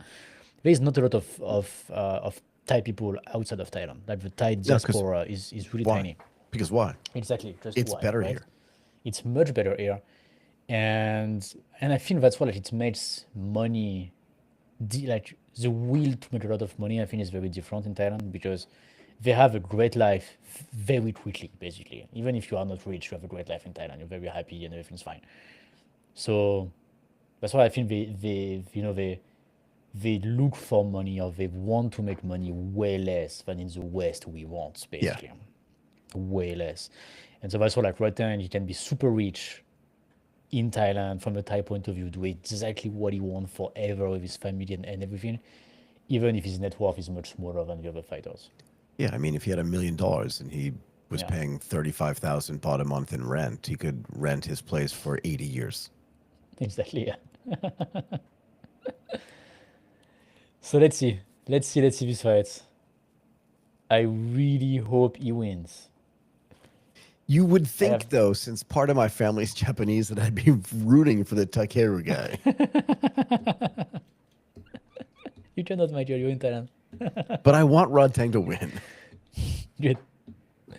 I'm sure that Don't let me down. Do not let Yeah. me down. Please don't do that. Don't do that Taiwan Shy in Super Late. Don't lose.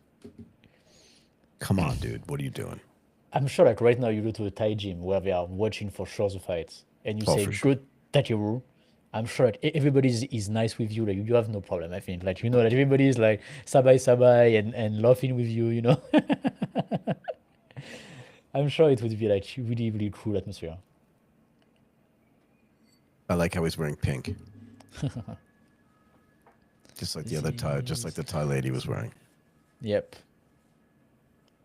This Okay, guy's just let's trying see. to be Michael Buffer.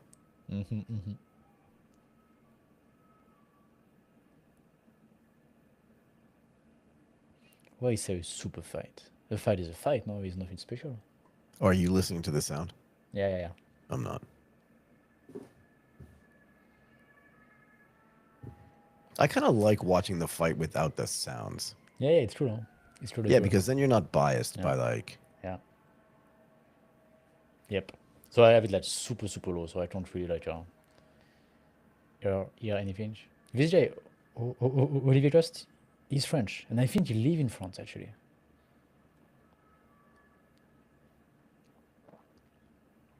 Oh yeah, this is like a real fight, huh? Let's Say see. it again. This is a real fight, huh? Yeah. Like the time that they do the event, so like 7:30 right now, means that they didn't really like push that to the US. Just impossible. It's like 7 a.m. in the US, so people are not waking up and watching one championship. No, but they missed some good fights though. That fight with Tancha was really good. Really, really good. It was So that's exciting why- because it was shocking. So I think they promoted mainly to Asia and Japan. That was the target audience. But boy, But if yeah. you were paying for the pay-per-view from outside the country and you could actually watch that Tawanchai fight, you got your money's worth. Yeah, for sure. Right. I mean, the world card was really good. And so far, we had a lot of good fights. Yeah, the ladies' Even fights were like great. ladies fight, even the super late fight, like didn't expect that at all. No? For anybody that's watching this after we recorded it, and for anybody who's going to follow this, this is the most viewership we've ever had for one of these. We've done 3 watch-alongs. 2 of them were for the UFC. 1 of them was for one championship. And I would say this: if you enjoyed it, tell your friends. We'd love to have you here, and let's make the next one more interactive. Yep. We'd love to have Like you have a view on it the same way we have a view on it. We'd love to know your view. Yep. Tell us what you think, how you score the rounds. Tell us what you think about the striker, about the style, the technique, all of these things. Let's discuss. Feel free to subscribe, share with your friend, and put in the comment what you think. Exactly. So yeah, one of my favorite fighter, Rodtang. Rodtang. I Yeah, he's really a little hope bit he more wins. emotional than Tawanchai. I think he's like when he wants. Like, I think this guy can be very scary. Rodtang. Like if he's mean to you or something, he can be very scary. Yeah, I mean their face-off was a little bit Yeah. aggressive, right? Yeah. Because these Japanese guys can get in your face, man. Okay. Like in real life. Okay. Yeah, they can definitely Okay. get in your face. Okay. Okay, let's see. Let's see how Come it on, man. goes. I just want to see a good fight. Let's go. I think the level of skill of those two fighters, first of all, is insane, right? So. Oh, that's a funny shot from Takeru. I think that should be illegal It is. because So you can't maybe see in where his legs are. Yeah, maybe in cheat boxing. In regular boxing, it doesn't matter. That looks like what Tyson Fury wears because it doesn't matter. You can't hit him down there anyway. Yeah. And that's going to get annoying for Takeru as well because it's flashing up into his Yeah. fists. Come on, Rodtang. Let's draw it down. So, this right hand, right on the chin. He tripped. It tripped. Big smile. But that was a good right hand. That was a really good right hand, right from the start. Look how relaxed he is. He's sabai. It's insane. Yeah, but we had that conversation about Tawancha and then boom. Exactly. Yeah. Be careful, Rodtang. No? But look how slow he is and how composed he is. See, this guy Takeru is a little bit concerned.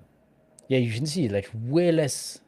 Way less aggressive. Oh! That. Oh! Oh! Oh! With two That's what left I wanted. hook. That's what I Oh wanted. la.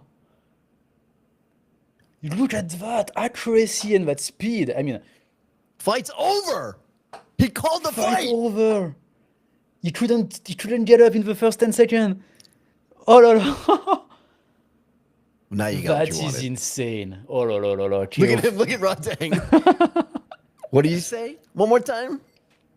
Exactly. Yeah. What did you say? Wow. If he's gonna do a backflip, don't do it. Don't do it. Oh la.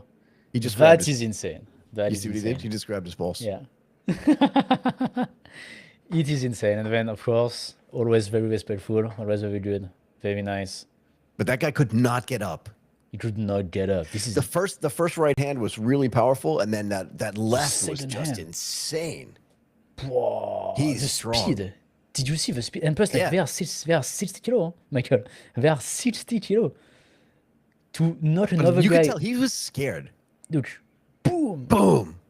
Oh, no. And this, again, boom. Boom. Oh, right on the chin.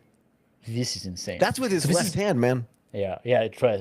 But this is like really Rodtang style. Like Rodtang style is again, it's really like defensive style, right? So he will let you punch him as he just did. You see, like he didn't Yeah. defend himself on the No. hook of Takeru. He He's always not does afraid of your. He's not afraid of you. that. Zero. He has zero fear and almost like zero respect for your strength. He will eat your punch to give you his punch, basically. He always does that. Always. And when they train with DJ, you remember that I sent you the video of the training session that DJ was saying the same thing. He will hit 5 punches to give you 2. That's Rodtang style. He is so much like He's so confidence. good. I love this He's guy. That's impressive.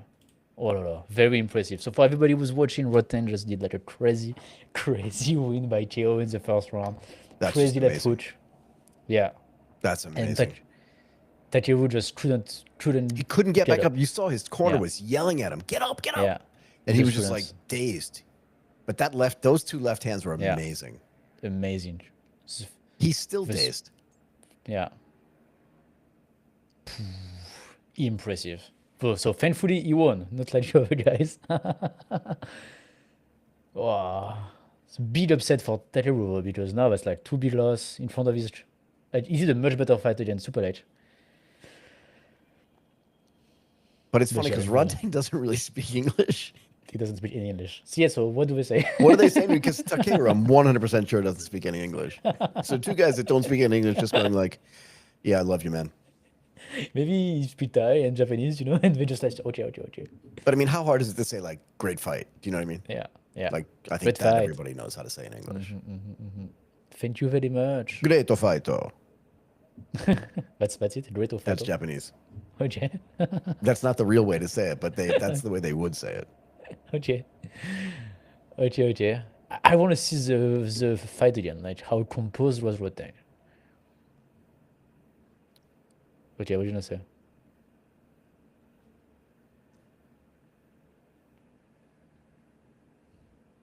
You see that's the mirror that is really weightless, and he knocked him out on the first round with big gloves. Think about I it. know. I know with big gloves. With big gloves. Think about it. Think about the power and.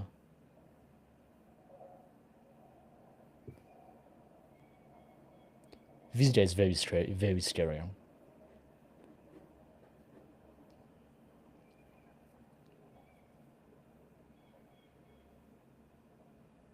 Yeah, I have no idea what he says. I'm gonna pretend that I'm listening and trying to understand.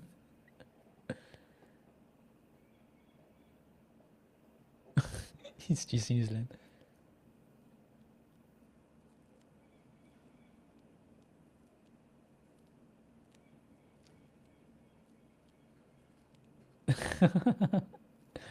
It's good. So this guy the Japanese guy who's translating, Mm-hmm. he's fucking horrible. Japanese He's really is his horrible. second language. Yeah, Okay. it's his It's second this language. language. He's okay at second languaging Okay. this, but he's like he has a very limited vocabulary and he's just saying the same shit over and over again. Kawaii so. Okay, I have to get some food. That was amazing. Let's just thank That was everybody really for good. coming. Yep. Thank everybody for Okay. coming. We will do it again. We'll see you for UFC.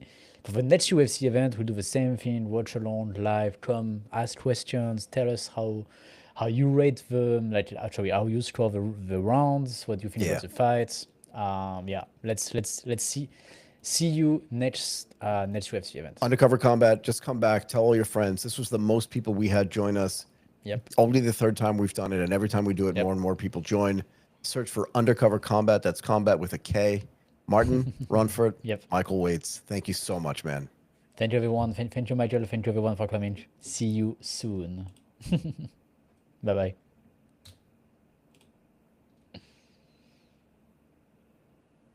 Okay, we're out. Okay, do we need to keep this uploaded or we don't have to do that?